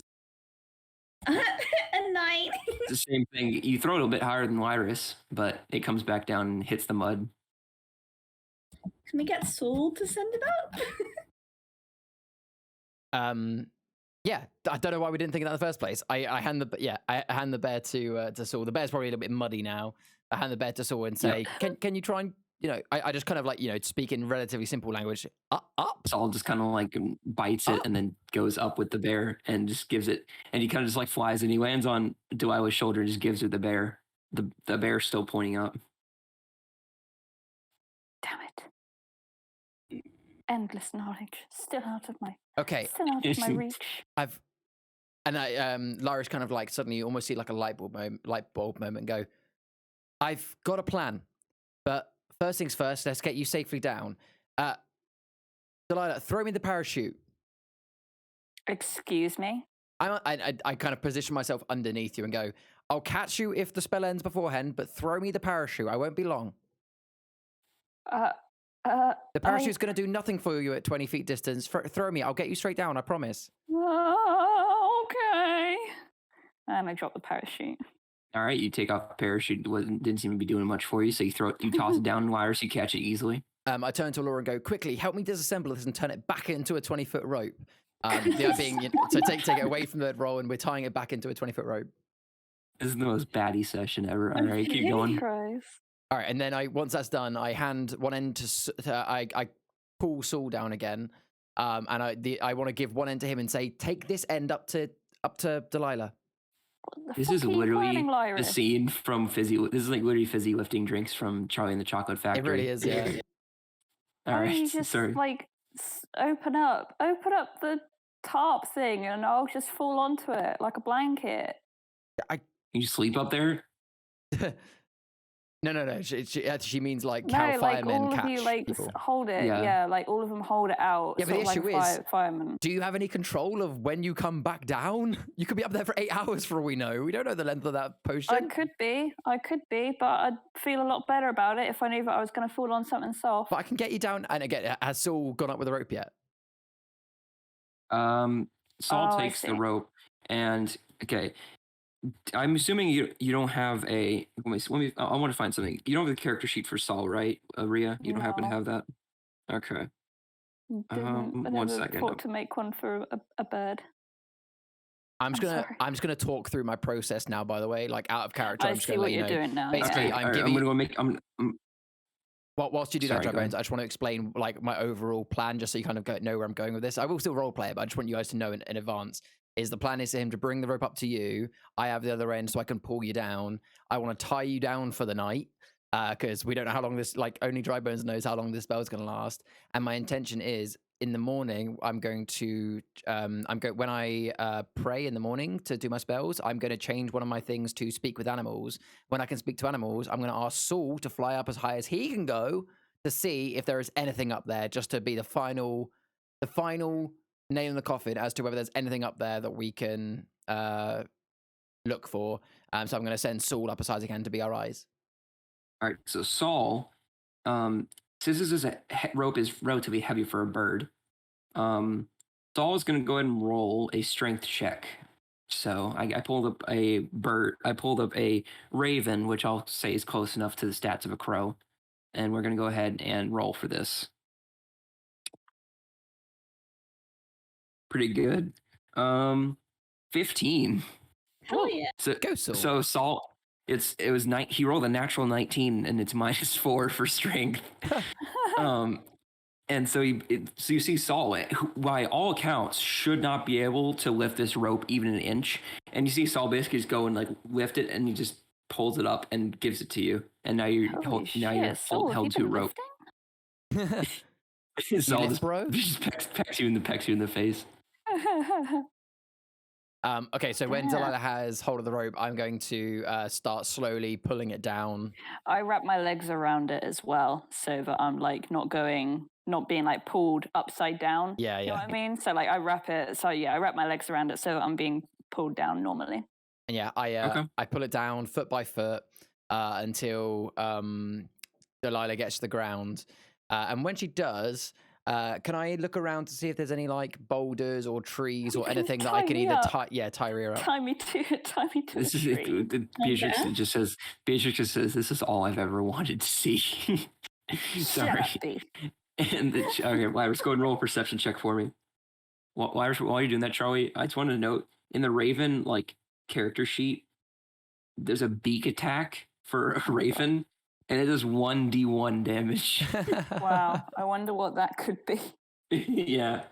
4. Yeah, no. Oh dear. At this point in the day, the I don't know, the fog, a sort of fog is starting to kind of kick up, and sort of that combined with like the sun is kind of blinding, honestly. So at this, you can't really get a good view of anything around you, much more or less the trees or large rocks to tie her to. In which case, I turn to Laura and Beatrix and say, "Find me something that we can tie onto this end of the rock to keep her down. It has to be something heavier than my shield." Something heavier than me, I think, is probably the Yeah. better I mean, like, way to do we describe really have to that. tie her down? It doesn't sound like she's going up any higher. She couldn't go higher than 20 feet. Yeah, but we can't go to. I mean, she can have first watch, but we can't go to bed while she's just sitting here 20 feet in the ground. And for all we know, when the spell ends, she'll just drop. And we can't. That we can't set up anything that she would fall and not hurt herself on. I'm a strong girl. All right. Okay. How about this? And I get the other end of the rope. I'm gonna Tie it to yourself. Yeah, exactly that. I'm going to you're basically giving me my personal balloon. I'm going to not like end to end, because that would be silly, because she's still going to be floating like 16 feet in the air. I'm going to basically with the excess rope literally that is from her, I'm going to tie that around my waist and tighten a knot. So basically, she's going to be like almost like attached to the hip with me. Hi, Lyra. Hi, Delilah. Looks like Okay. we're bedroll buddies. I turn to her and go, I guess we're taking first watch. I guess so. Also, I kick at night. Oh, And God. I've also been having really terrible nightmares lately. Night terrors. Yeah, quite literally. Okay. All right, so you guys prepare a campfire, and Beatrix is like, "Do you want me to like throw a ration to you, or?" I mean, she's low. She's like she's probably like a foot above me. Like she's still hovering, I guess. But where I've tied her, like her like basically her knees are going to be level with my hip, is what I'm thinking. With how I've tied I'm it. taller than you. Yeah. Okay. We could pop- One This moment. doesn't count as the piggyback that you owe me, by the way. Well, glad to see that you're light-hearted enough to have a few jokes about this. Oh, I flick him in the ear. So, okay, it says that. Okay, so Rhea, you when Lyris tries to pull you down, I don't think he can. Wait, what? Oh wait, Yeah, so go back to when I originally so- tied the rope and pulled you down. So when you like tied her rope and like pull her down, she basically just rose up 20 feet regardless. So you're 20 feet above no matter what, I believe. Yeah, you are. I'm looking at this now. Wait, so what? Yeah, So so what you- happened when I So- grabbed her? What happened when I grabbed her ankle initially? Then She would have just gone up regardless of what you. She would have pulled you with her. she would have risen up with her. right. So Okay. she's up there, but she's stuck at 20 feet Well, that basically. changes everything. Ignore then. that role play then. Well, that changes everything because we wouldn't have I even mean, we wouldn't even made the parachute. That I mean, literally it puts us doesn't- back to square one. I mean, it doesn't matter. She's stuck at 20 feet anyway, so she can't. She's not moving. I mean, you can flail, but you're not coming down. But my point being is that all of the stuff that we created, like the parachute and stuff, is irrelevant because I mean, we wouldn't have had time to. You could have thrown it to her. Saul could have flown it to her. We could say Saul flew it to her. All right, so we'll say we'll keep the parachute. And we flew that and we threw that up to her then. Okay. Well, I will Take I'll first take one. first watch.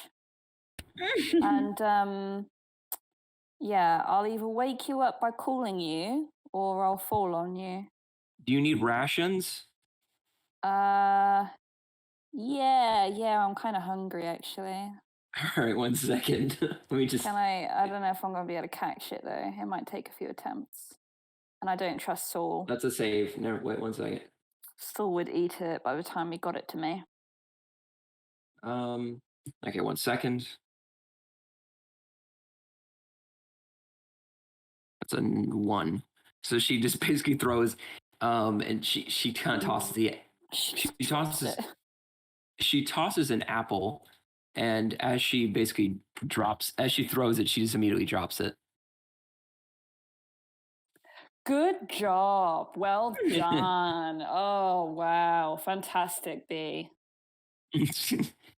Listen, Get athletics isn't my yourself strong started. suit. All right, here, let me try again. Can you also turn the power come back on? Yeah, that's a 6. And she just, same thing again. Fuck you now. I guess I'll starve then. All right, go ahead and roll a perception check for me since you're on first watch. And while you do that, I'm going to get battle cam real quick. Okay. So I think All right, so situation. Delilah is now on a rope, or no, she's just 20 feet up in the air. With a Floating.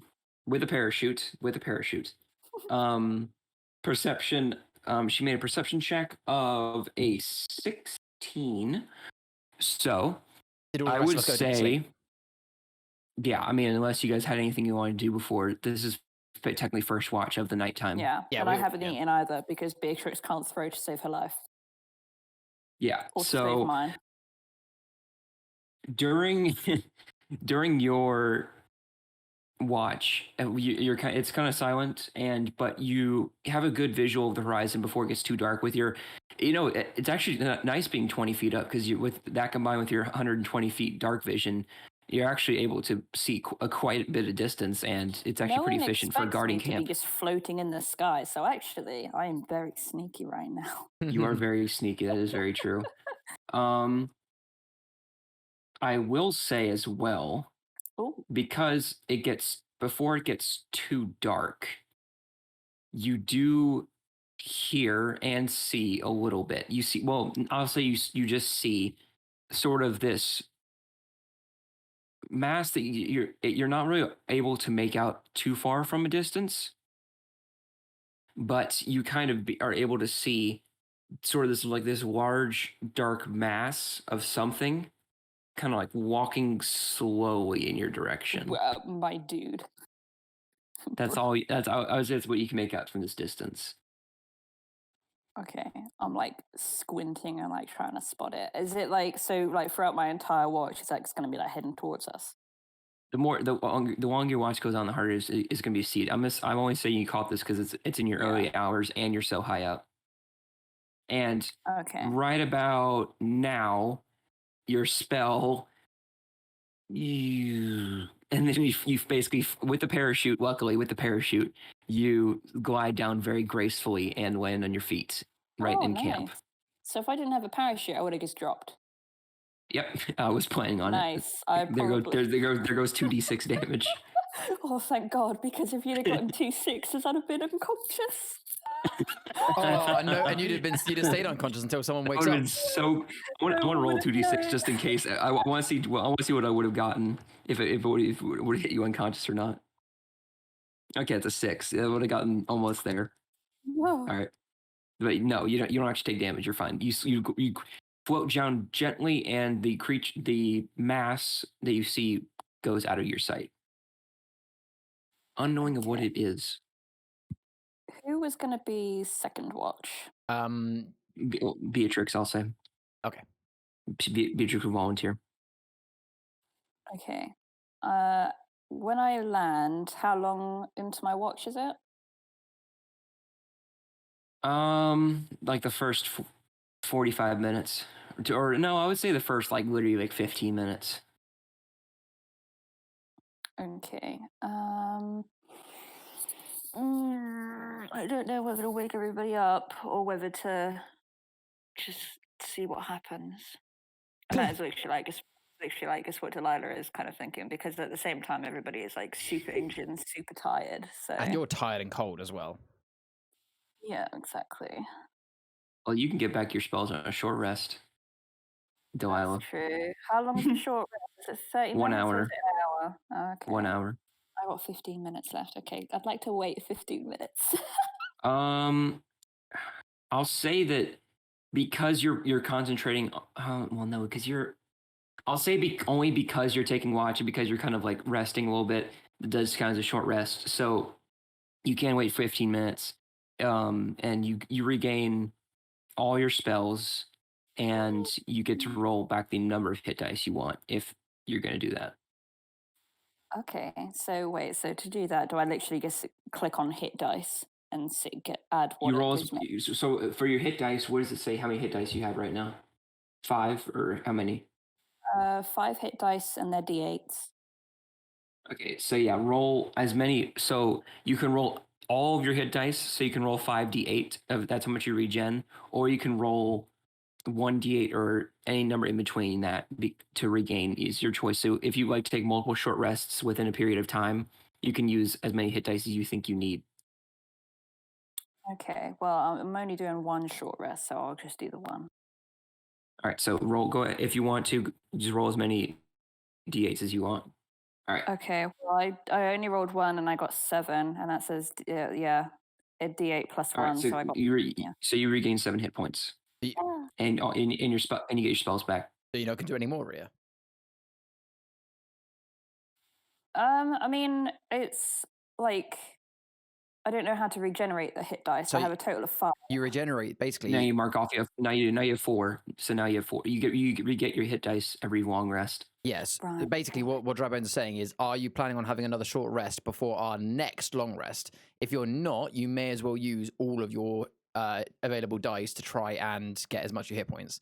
If you're thinking the likelihood is you'll have another short rest before the next long rest, then you might want to save 2 or 3 of them. What are you saying? Oh, okay. So Well, no, then I'll roll all of them then. Sorry. All right, so go ahead and roll. 4 more. I'll say roll 4 more. 4 more. Yeah. All right, so add those up, and that's how many hit points you get. I believe that's 23 total HP you get back. And that takes you to full. It doesn't go over. Unless you're because Charlie activated the temporary hit points. Because when temporary hit points you lose them, you're gone. It's gone forever. So that brings you up to a full plus 10 because you haven't taken damage to lose those temporary hit points, right? Or have you? No. She definitely lost those points during the fight. Okay, then never mind. So Rhea, you have no. Don't add that 3. You count 7. I just did all of my d8s. You have 5. Yeah. That's okay. So that's all right. Then that's all of them. All right. So then that's. I said 20. Yeah, it's 23. So 26. So you get 26 HP back, and not including temporary hit points. In all honesty, by the time we finish this long rest, it You're gonna definitely would lose have been them. 8 hours. So, yeah. And Rhea, you Yep. said you never added it to your hit point maximum anyway, did you? Rhea? No, sorry. Because of my push to talk, I can't Oh, be right. typing Gotcha. as at the same time. Sorry. Yeah, no worries. So, sorry. So just to ask, you didn't actually ever add my 10 onto your hit point maximum, right? No, I never did. I just took a mental note of that. Then in which case, forget it ever exists now. So you're just back to normal. Bunny, you may as well remove. Actually, Bunny, I guess is no different for now, actually, because it depends on what She's happens having next. a long rest anyway, so yeah. Yeah. So Bunny, did you ever add the 10 to your hit point maximum, or did you just heal yourself 10 when I told you? I just healed myself 10 when you said you have 10. Right. So you never actually added it to your hit point maximum. No. In which case, you're fine as well. So we'll basically just ignore that. All right. Okay. Cool. So Beatrix is down. She's waiting. All right. But yeah, so Beatrix is going to go ahead and roll for perception. So that's all right. 1 second. Okay, that's cocked actually.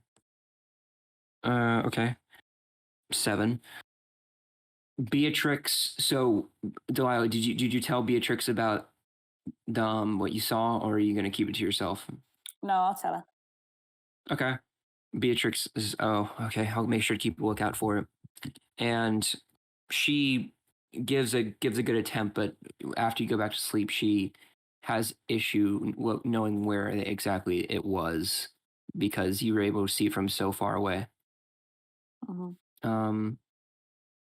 And that after Beatrix wakes, Lyris, were you gonna take third rest or third watch, or was I'll go. Laura? I'll go next because Lyris normally likes to get up early in the morning to prepare his spells and pray. So I'll be up for the last one. Okay, and Beatrix warned you of the same thing that Delilah warned her about. Some dark mass coming towards us. Great. Yeah, I'll keep an eye out. Okay, roll for perception. Oh, Wow. first nat one of the day. Okay, so 2 total, but nat 1. So although kind of, I'm trying to forget how to spin it. So although you are trying to be perceptive, you're kind of occupied with other things by trying to get an early start on the day. It has been a pretty brutal 24 hours in all honesty. So it's kind of hard to keep your mind from something other than praying and trying to get back your spells and rotate them as necessary. But so you're kind of focused on that more than anything. So you kind of give disregard to everything. Yeah, and else. And speaking of which, I as I kind of like pray and kind of just I'm kind of close. I'm still a little bit tired, I guess. So I'm my eye, when my eyes are closed to pray, I almost find myself coming in and out of, oh, was I actually about to fall asleep again there? Just to be aware, in terms of preparing my spells, I don't really need to say this, but I'm just going to say it anyway. I decided this time round I'm not going to take Ensnaring Strike. Instead, I'm going to have Speak with Animals today. Okay. So And is that going to be it for all you do this morning? Yep. Yeah. Until everyone starts, until it gets to the point where I start waking everyone up. That'll be it. All right, so everybody begins to wake up as they do. Anything you guys wanted to do this morning, you're more than welcome to. Anything in particular? So I turn to Delilah and say, Okay. look, I understand that. Oh, well, firstly, first things first, I'm actually glad to see that you're down in one piece. Did you just float down in the end, or did you fall? Well, I fell in style. Did the I parachute think help? if it weren't for the parachute, I think I probably would have gotten a little bit injured. So I guess a thank you might be in order. Thank you, thanks, Cyrus. Thanks. And Ardwin said that I'd never accomplish anything. No, that's great. That's great. And I kind of take the parachute off you and. Oh yeah, I slept in that. That was like a blanket. I cocooned myself in it. Well, look, I know that the reason why you took that potion is you wanted to, see if there was anything above. Well, I've slept on it and I've come up with another idea. How about this morning I try and speak to Saul and see how high he's available to fly, and see if he can tell us if there is anything up there, or if he sees anything. Delilah has little hearts in her eyes. That's such a great idea. All right, so where's Saul right now? Or with Beatrix or with Delilah? Saul would be with Beatrix at this point. So I go over to Beatrix and Saul, and I cast Speak with Animals. So I'll just pop that in the chat now. So it's a 10-minute duration. So whilst he speaks, I'm going to say to him, whilst he can understand me, because it says your knowledge of awareness, blah, blah, blah, blah, yeah. So they can give you information, including whether they can perceive the past day. You might be able to, yeah. So what I ask it to, what I say to Saul is I say, right, Saul, what I want you to do, you've only got 10 minutes to do this. So, because otherwise, the spell will end and we won't be able to talk to each other. I need you to fly straight up as high as you can go in 5 minutes, because you need to have the same amount of time to get back down. And whilst you're up there, I want you to look for 2 things, okay? 2 things. 1, anything up there other than the sky, okay? I want you to see if there's anything up there other than sky or other birds, right? And 2, on the way back down, yeah? Let us know if there's anything or anyone near us, okay? Here's the code, right? When you come down, it's 1 core for everything's fine. 2 cores for there's something up there, but nothing down here. 3 cores for there's nothing up there, but there's definitely something down here. And 4 cores, as in core, for there's something up there and we're doomed down here. Does that make sense, Fluffy? That's boss man. All right, you've now got like 4.5 minutes to actually do your first run, so up you go. Okay. He goes up and let me go and make a perception check for him. I'd be so great with kids. 10. Okay. Saul is up there and then squawks 3 times. I guess he wouldn't know until he comes back down, but yeah. So you can hear it from up there. He does it up there. Right. So I got to remember my own code now. So that means that there was nothing up there, but there's something down here. Okay. So I tell the others that was 3 cores, right? You all heard 3? Yeah. So that if he's got it right, that means that there's nothing up there, which must mean that maybe Beatrice's power is, godly. It's not something up there. But more concerning issue that Saul is indicating that there's something around us. Right, be on your guard. Start packing up camp quickly. Let's get on the move in case anyone's anything's stalking us. Make a perception check for me, everybody. Oh God. Roll initiative, everybody. 10. Okay. Oh, that's your second nat 20 of the day, Rhea. Jeez. I actually got a 20 and I got a 19. All All right, so 10 with Lyris, 23 with Rhea, 5 with Alora, and 9 for Beatrix. So out of everybody, Delilah, because you rolled such high perception, you're as sort of the tail end of when Lyris begins to say, "All right, everybody, let's begin to like start to get up camp, and let's go ahead and start to leave." You hear this sort of small sound. It's this sort of faint sound from the distance. It's like a sort of clank, clank, clank, clank, clank. And because you rolled such high perception, you could recognize this as armor, sort of kind of clanking, methodically, as if someone's walking in armor. And you can start to see in the distance that it's not just the noise as well. It's also, as you look into the distance, you can start to see something kind of come and crest over your visions, as something's kind of like coming over the horizon, starting to kind of come into your vision. The figure's still kind of covered in shadow, but I would say with that perception check, you can start to see sort of glistening silver armor reflect off armor off of occasional one of these creatures or humanoid figures. So when you say one of them, there's more than one. It's not like just Oh one. yeah, it seems to it's a large. It seems to be a large group heading your way. Time to go! Time to go! Time to go! Hey, Who are those? Who are those guys? Who are those guys?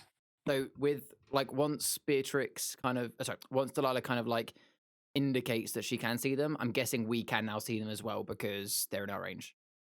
It's for Lyris, it's hard for you. I mean, just because your perception checks, it's hardest for Alora and Beatrix, but Lyris eventually, after like, I don't know, after a few seconds, you kind of like maybe seem to focus, and it starts to become a little bit more clear. You can start to see the sort of like shadowed figures on the horizon, but you start to see like in the distance some like glistening as like light reflecting off of something very shiny in the distance. I would also say, is Fail gone that way?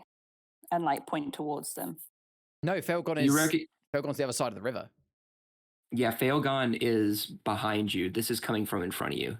Or yeah, this is coming from in front of you. Yeah. So this is south of you. So, I mean, correct me if I'm wrong. Surely I'd now be able to see them the same amount as Delilah, because perception isn't like how well you see them. It's just the fact that she's perceptive to that she has seen them and has now told us. You begin to you start to kind of focus in on that on the fact that there's something coming. All right, so can I make some form of check to see? Okay, well, first things first. I take a step forward to kind of put myself forward so that I am in front of Beatrix, Delilah, and Laura, between from where the sound's coming from.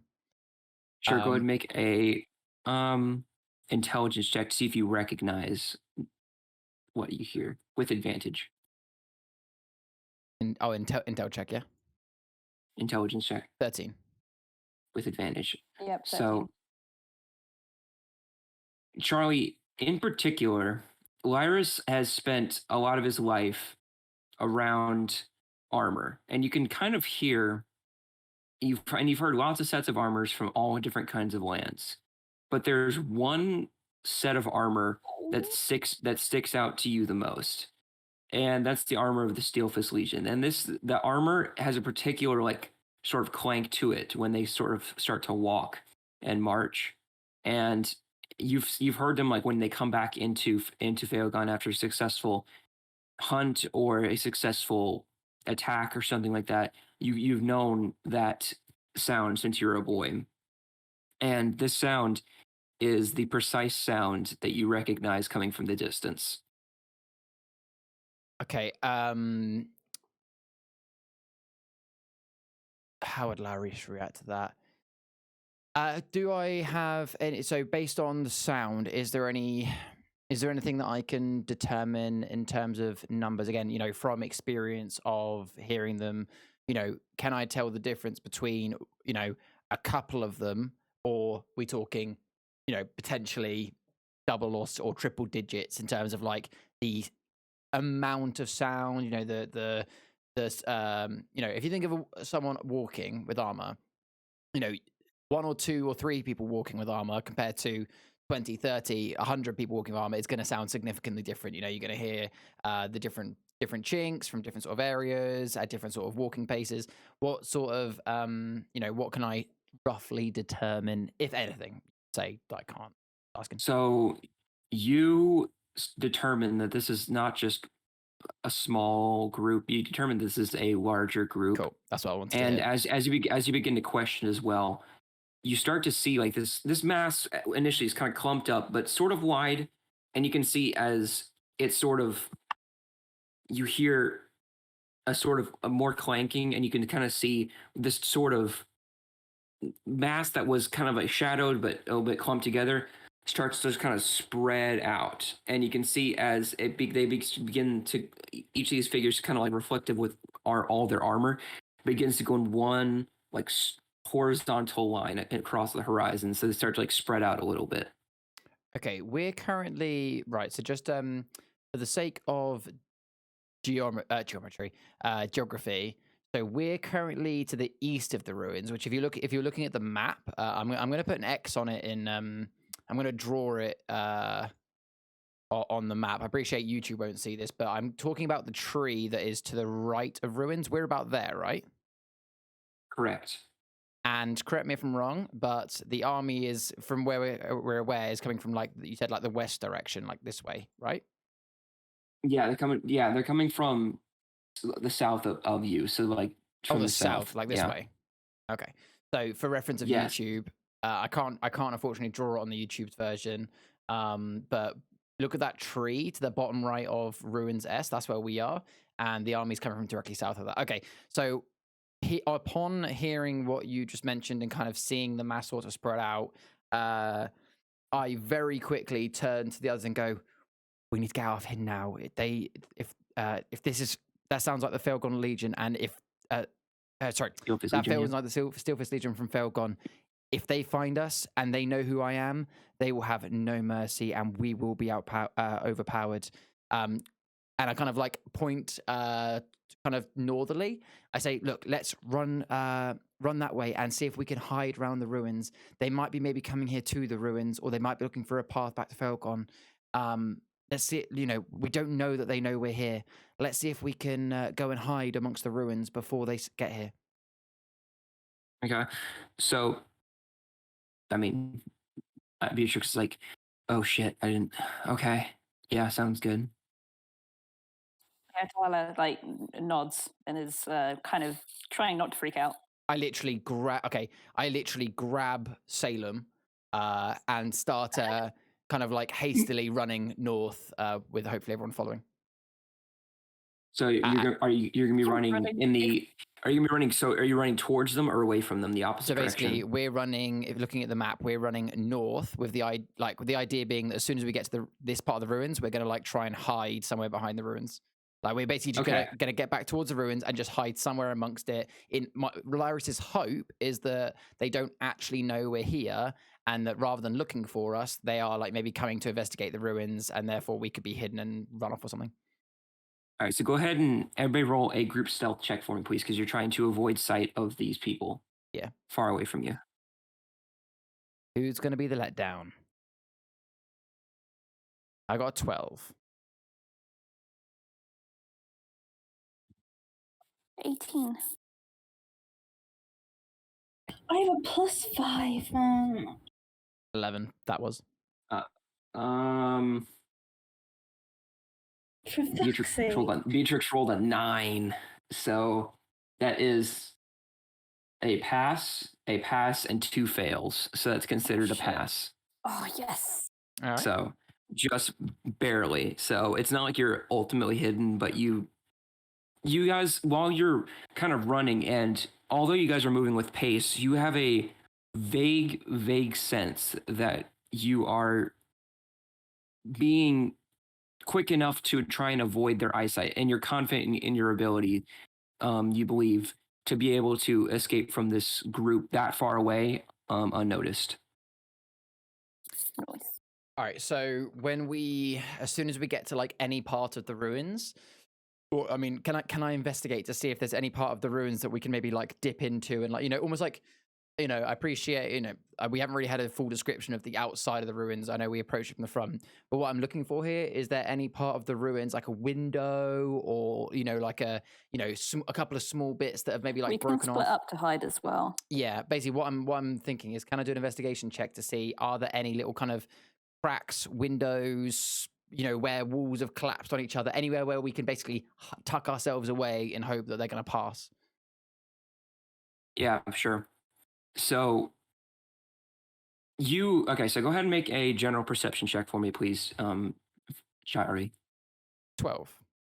Okay, so going around yes, there are windows, and there you can see that because it's such a large structure from the outside, you can see that it is pretty high up though. So, and from being inside the building that those windows didn't really lead to like any sort of platform. They just kind of got you into the building. But yes, there are windows. They're a bit high up though, because the building's slanted. You might be able to maybe help one another up or whatever, but that would be a difficult dexterity check if you did so. But yes, there are windows you could go to. But we wouldn't be able to go. But the windows would be a sheer drop down into the church, no? Or it's kind of like it's essentially it's a slant. It would be like a slight decline down into the center. Yeah. What if we hid in the water inside of the? Oh wait, no, it drained. Never mind. Yeah. I forgot about that. So basically the ruins is just that one big room. There's no there's nothing else around the back, or there's no other stone. Basically, there's no other places to hide other than the one main room that we've been in before. Is that what you're saying? Yeah, it's sort of it's kind of like the best way I can describe it. It's like the top piece of literally a castle that's been sunken in, Right. and there isn't really many secret hidden. I see. And place to hide it in. Yeah, I see. Everybody roll another group of perception checks for me, please. I got a nat 1. I didn't get a nat 1, but ironically got the same as Rhea. All right, that's and Beatrix got 10. 16. Bunny, Allura is able to hear the sort of clank, clank, clank, sort of getting louder as this is all kind of going on. So you have the sense that they're getting closer. You don't know how, but they're getting closer. Guys? You don't know how fast, but they are getting closer. I turn the group and say, look, if we can't hide, then I think I've got another plan, but I want a group vote on this before I do. Because this could endanger us, but it could work in our favor. Okay, what is this plan? Okay, hear me out. Do you remember cast your minds back to the guy that we thought was our friend, and I've forgotten his name, but he was actually a Philgon. Arthur, yes, that attempted to. He was actually there to try and kill me. He was sent because I had fled the Philgon region. Yes. Yes. Yes. Well, after we killed him, I took I've got his Steelfist Legion daggers. Yes. Yes. Well, look. What if I try and look? If I bound your hands, okay, trust me, I'll bind your hands, and I will try and convince the guards that I have captured you three, killed Arthur because he tried to betray them, and I'll make something up and try and make them think that that actually I've captured you guys, and I'm actually going to be escorting you to how can I think of a way to explain that I'm bringing you back to Voldrin? Maybe I'll say that I've had orders that you need to go there, and we're going through the Foreboding Bogs to avoid the war, so that you guys don't get taken by the natives. I don't know. It could work. It could work. That's very clever, but couldn't we just go into the church, go down those steps, and then have one of us sit on the throne and then close it? Yeah, that's a better idea. Let's do that. Mine could be a plan B. Spent all that time explaining just for Or you can hear the marching getting louder as well. Okay, go. And like I start like but we've got to go. Thing is though, we've got to go around to the front. Okay, so we are going to have to do those dexterity checks to try and get in through the window and slide down because we can't go to the front of the ruins without passing. Okay. They'll see us then. So you got okay. So how this works is there's a sort of window that has been it's fairly intact, but it needs to be broken in order to climb all the way through it. So it needs to be broken initially. I'll break it with my hammer. In order to climb through. Oh, Okay. wait. We could attract them with that sound of breaking glass. How else do we intend to do? Wait, have we got a silent way to break it? I mean, There's another. Well, Drybone's only mentioned one window so far. There could be. Is there another one? You can go around and check. Do you want to make an investigation check to try and find another way in? I'd like to Okay, avoid roll an making too investigation much check. noise. 15. Okay. So kind of going around circling the building, you can see that amongst like the broken like rubble that's come from this fallen building, you can see that part of it has left kind of a crack in the back wall of the last part of the building, and you can see that there's a small crack to be able to slip through barely.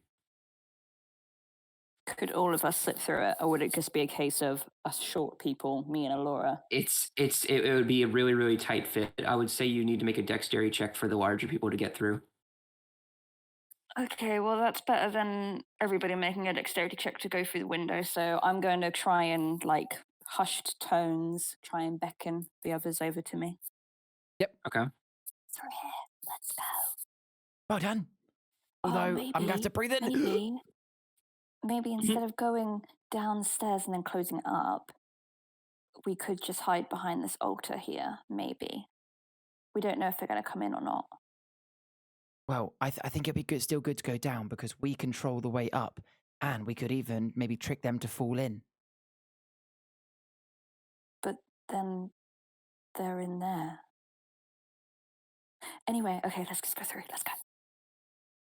Okay, so everybody's able to fit through except for Lyris. Lyris, go ahead and make a dexterity check for me to squeeze your way through. Are you fucking serious? So 4. My rolls have been terrible today. You enter in. Can I pull him through? And you seem to be stuck. You're stuck about halfway through. It's kind of gripping you around your stomach, basically, and you're having a hard time getting all the way through, just with your lengthy figure. Strip, Lyris, strip. Oh yeah, can I take like a bit of my armor off, pass the armor through, then go through myself? Sure, go ahead, and then so we'll say you go ahead and do that, and go ahead and make a dexterity check at advantage. Don't tell me I'm just going to be naturally too fat. Oh, there you go. Natural 20 with advantage. Yeah. Yeah. So after that, you're able to kind of slip your way through and barely squeeze your way through that crack. That's one of the hardest challenges you've had with your figure in a while, Lyris. Thanks. And yeah, I put my armor on the other side. Okay. The stairs are still up, right? We can still go down them, right? Yeah, because the stairs only retracted. I mean, yeah, we'll go check, but the stairs only retracted last time when someone else sat in the chair. But yeah, we all go over to the middle and look to go down the staircase. Okay. So going down, going like into this chamber, you can see the altar is still there. Everything seems to be unchanged. But you look down into the hole. Everybody go and make a perception check for me, please. Those who do not have dark vision do it with disadvantage. At 1. I got a 6. My rolls are so bad today. That's a 7 with disadvantage. 19. Nice, Bunny. Okay. Thank fuck. Okay. So Aurora, you're the only one able to pick up on this kind of. Everybody else is able to pick up that the stairs are not there. They have seemed to. They were on a timer. They seem to have been. They are not to be seen, and all you see, in particular, Aurora, that these stairs have seemed to retract because and all you really can see down is darkness, and you don't know what's down there anymore. Delilah was the only one able to go see down there, but with a perception check like that, she's not able to. Okay, I turn to Beatrix, reach into my bag and go, parachute? No. Parachute down, sit on the okay. chair, and get the staircase up? Why don't we just hide behind the altar? We've got barely any time left. But is it going to be able to hide us all? I could barely fit through that crack. Everybody make a perception check for me Well, again. that's a comment on you, not on us. Everybody make a perception check for me. Shit. This time 15. A 9. Okay. 3. One moment. I want to just check something just real quick. roll initiative. Everyone is. No. Not yet. Okay. Getting that one on the initiative. So Beatrix is like, okay, I'll go ahead and go down and activate it. Just give me the parachute. I hand it over. All right. She's going to go ahead and jump down and make a dexterity check to see how well she lands down if no damage is taken. I mean, she's back to full health to begin with, isn't she? And yeah, Bunny, if you haven't already, make sure you do that from the fact we slept. She is okay. That reminds me, let me put back her spells. Yeah. Yeah, everyone gets their spells and health back apart from Maria, who had to roll from. All right, there we go. So she's going to go ahead and make a dexterity check with advantage. How dexterous is she? 0, so straight roll. That's a cocked dice. That's a natural 1 and a 3. So, Nice. so that's a 3 total. So she's going to go ahead and use her bend luck feature as a wild magic sorcerer, and she's going to go ahead and re-roll. So she's going to make. Or no, sorry, no, I meant Tides of Chaos. My bad. I was going to say because she's not 6th level, is she? There we go. Tides of Chaos. Advantage on attack roll. First of all, you can manipulate the forces of chance and gain an advantage on one attack roll, ability check, or saving throw. And she can do this once per long rest. So here we go. That's an 8. It's not much better. She's rolling shit. So she goes and she lands, but she's gonna go ahead and take half damage, I'll say. So that's 5d6 damage. Well, shit. 11, 14, 15. Oh my god, if she's unconscious, we're fucked. 11, 15, 16, 22 points of bludgeoning damage. Yeah, she's alive. Barely. But so she lands, and you can see, I'll say, she goes down, and although she tries to bend luck a little bit with her magic, she basically goes and lands. Although the parachute does go up, Iris, you see that the rip that you used to make the tart from earlier begins to make itself a bit more noticeable, and it starts to rip a bit more. Oh no! And the parachute itself rips, and it tears in midair, and then she goes into a free fall and bam, lands.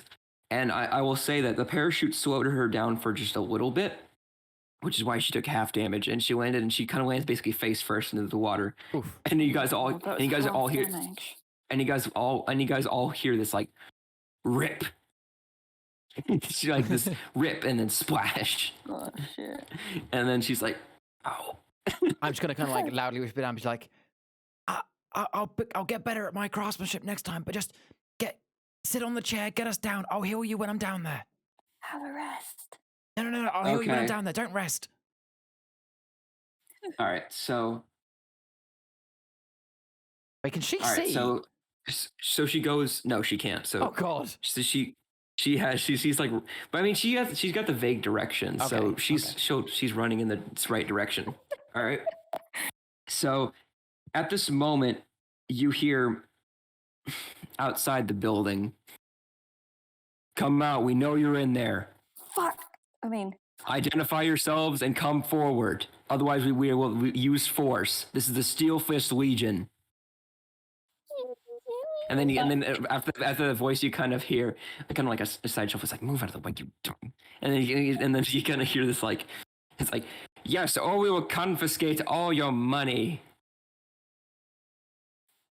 Uh, as well. that's an odd thing for the Steelfist Legion to say. Yeah, that He's is an like, odd thing. and then you hear it's like, sir, I don't think we're supposed to do this. It's like, shut up. I do what I want. It's like, Okay. it's like, Can I DM you something, Dry Bones? okay, so after that, Flag and with then the DM. I Do mean, it where we can all see it. no, it's something that I need to. It's something, or Yeah, actually, can you just deafen yourselves, and I'll ask it on. Then I can ask it on the podcast. Can Bunny and Rhea, can you deafen yourselves? all right, go ahead and sorry, ladies. I'll wave when they're. Let me just say, I'll type here when you can undeafen. So, can I ask? Because obviously, we haven't really discussed much about my background with the Steelfist Legion. Obviously, there is stuff written in my bio, but it's not really been going to. Can I roll anything, or do you just? Can I know anything? Obviously, as my childhood in the Legion, considering what I kind of assumed the Steelfist Legion would be like, there would be protocols and stuff like that. Think a little bit like in which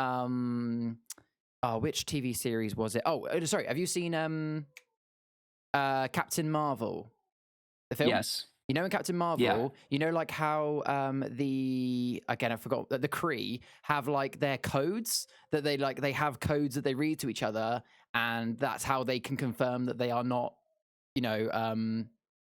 that's how they can confirm that they're not like, enemies or whatever. Now, obviously, I'm not going to have some like code on my arm because that's stupid. But would the Felgon Legion have a code that I would know, or like a phrase or a something that if I say this, they'll say that back that confirms whether they're Steelfist Legion or not? Okay. So for that, go ahead and make an intelligence check To see if I like remember it. Yes, see if you can recall it. Yeah. 17. With that information in particular, you were able to identify in your mind this sort of the Steelfist Legion, because they operate in a lot of snow and sort of a lot of like noisy, blizzardy locations, aren't able to use things like whistling or anything like that in order to communicate. Instead, they use a lot of sort of like hand signs, like and sort of gestures to indicate to other soldiers what they're doing. But as well with the Steelfist Legion, I would say with their protocols, you can identify that there is a sort of, I don't know about phrase, but there's a sort of like a sort of way of. Can I make it up? Yeah, you can. You recall there are protocols, but you didn't. In particular, you weren't in the Legion long enough to learn all of them. Okay, so you would have to I would say BS it. Yeah. So if I can I tell you what I'm thinking? Also, that was an investigation check, not an intelligence check, but it was a +0 anyway, so it doesn't matter. Okay. Yeah. If I can give a suggestion, could it be that from my childhood, in the Legion, I often heard the guards saying to each other, when they were approaching from distance, so therefore they hadn't confirmed their identity yet, I would hear one guard shout out, okay, now I've got to think of something that isn't copyrighted by Marvel or something like that. Okay, I'm gonna go with something similar to that. So I think the phrase that you shout out will be, "This is one hell of a storm." This is one hell of a storm. Yep, and the phrase that will be returned will be, that the Steelfist Legion carved. None other like it. No. This is one hell of a storm, because basically okay, yeah, this worked. I'm going to write this down in a DM because otherwise I'm going to forget it. 1 second. It's going to be, this is one hell of a storm, is what you say, because for anyone else, they're going to think you're talking about the weather. But what the Steelfist Legion soldiers are actually referring to is, that this is one hell of a battle, a fight, and the response is, one that the Steelfist Legion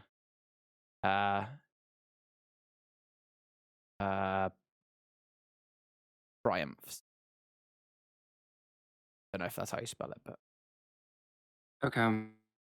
so is that? Are you happy with that for an idea? Yeah. So Okay, so that sounds good. let me okay, unmute. So all right, All right. Whereas you are aware that that is possible. okay. So hearing the guard just shout about hearing that the guard shouted for us to come out, and the other one kind of said about the whole money thing. You see kind of something like Lyris almost kind of like thinks like okay, and shouts out in return to them. We're coming out now. We took shelter because this is one hell of a storm. I'm very confused. Who are you? And we're gonna go and end the session there today. Oh, I you don't even get a fucking chance to kidding me? explain. But did you get to hear the last fucking 10 minutes of what's going Lyris is on? gonna have to explain next time. It's an I've got to make sure explanation. that I don't watch the episode. Yeah. Oh yeah, I yeah. mean, Don't watch the yeah. last 10 minutes of the episode. Yeah. Oh, fucking hell. But yeah, we'll pick up there next time. Who are those people? We'll figure out next time. Well, I mean, we know who they are, but what will happen next? Who knows? Damn. Probably dead. All right. I Good mean, I've got a episode plan. today, y'all. That was very Yeah, good. that was fun. I mean, was Well, that the way you thought it was going to go? I can talk with you guys about that after. I'll talk about that after. All right. But thank you guys so much for watching today's episode. We really appreciate you guys sticking through with us, and we enjoy making this so much. Thank you guys for hanging around. We love you guys so much, and I will see you guys next time. And we'll see you guys next time. So see ya. See you. Bye. Bye-bye.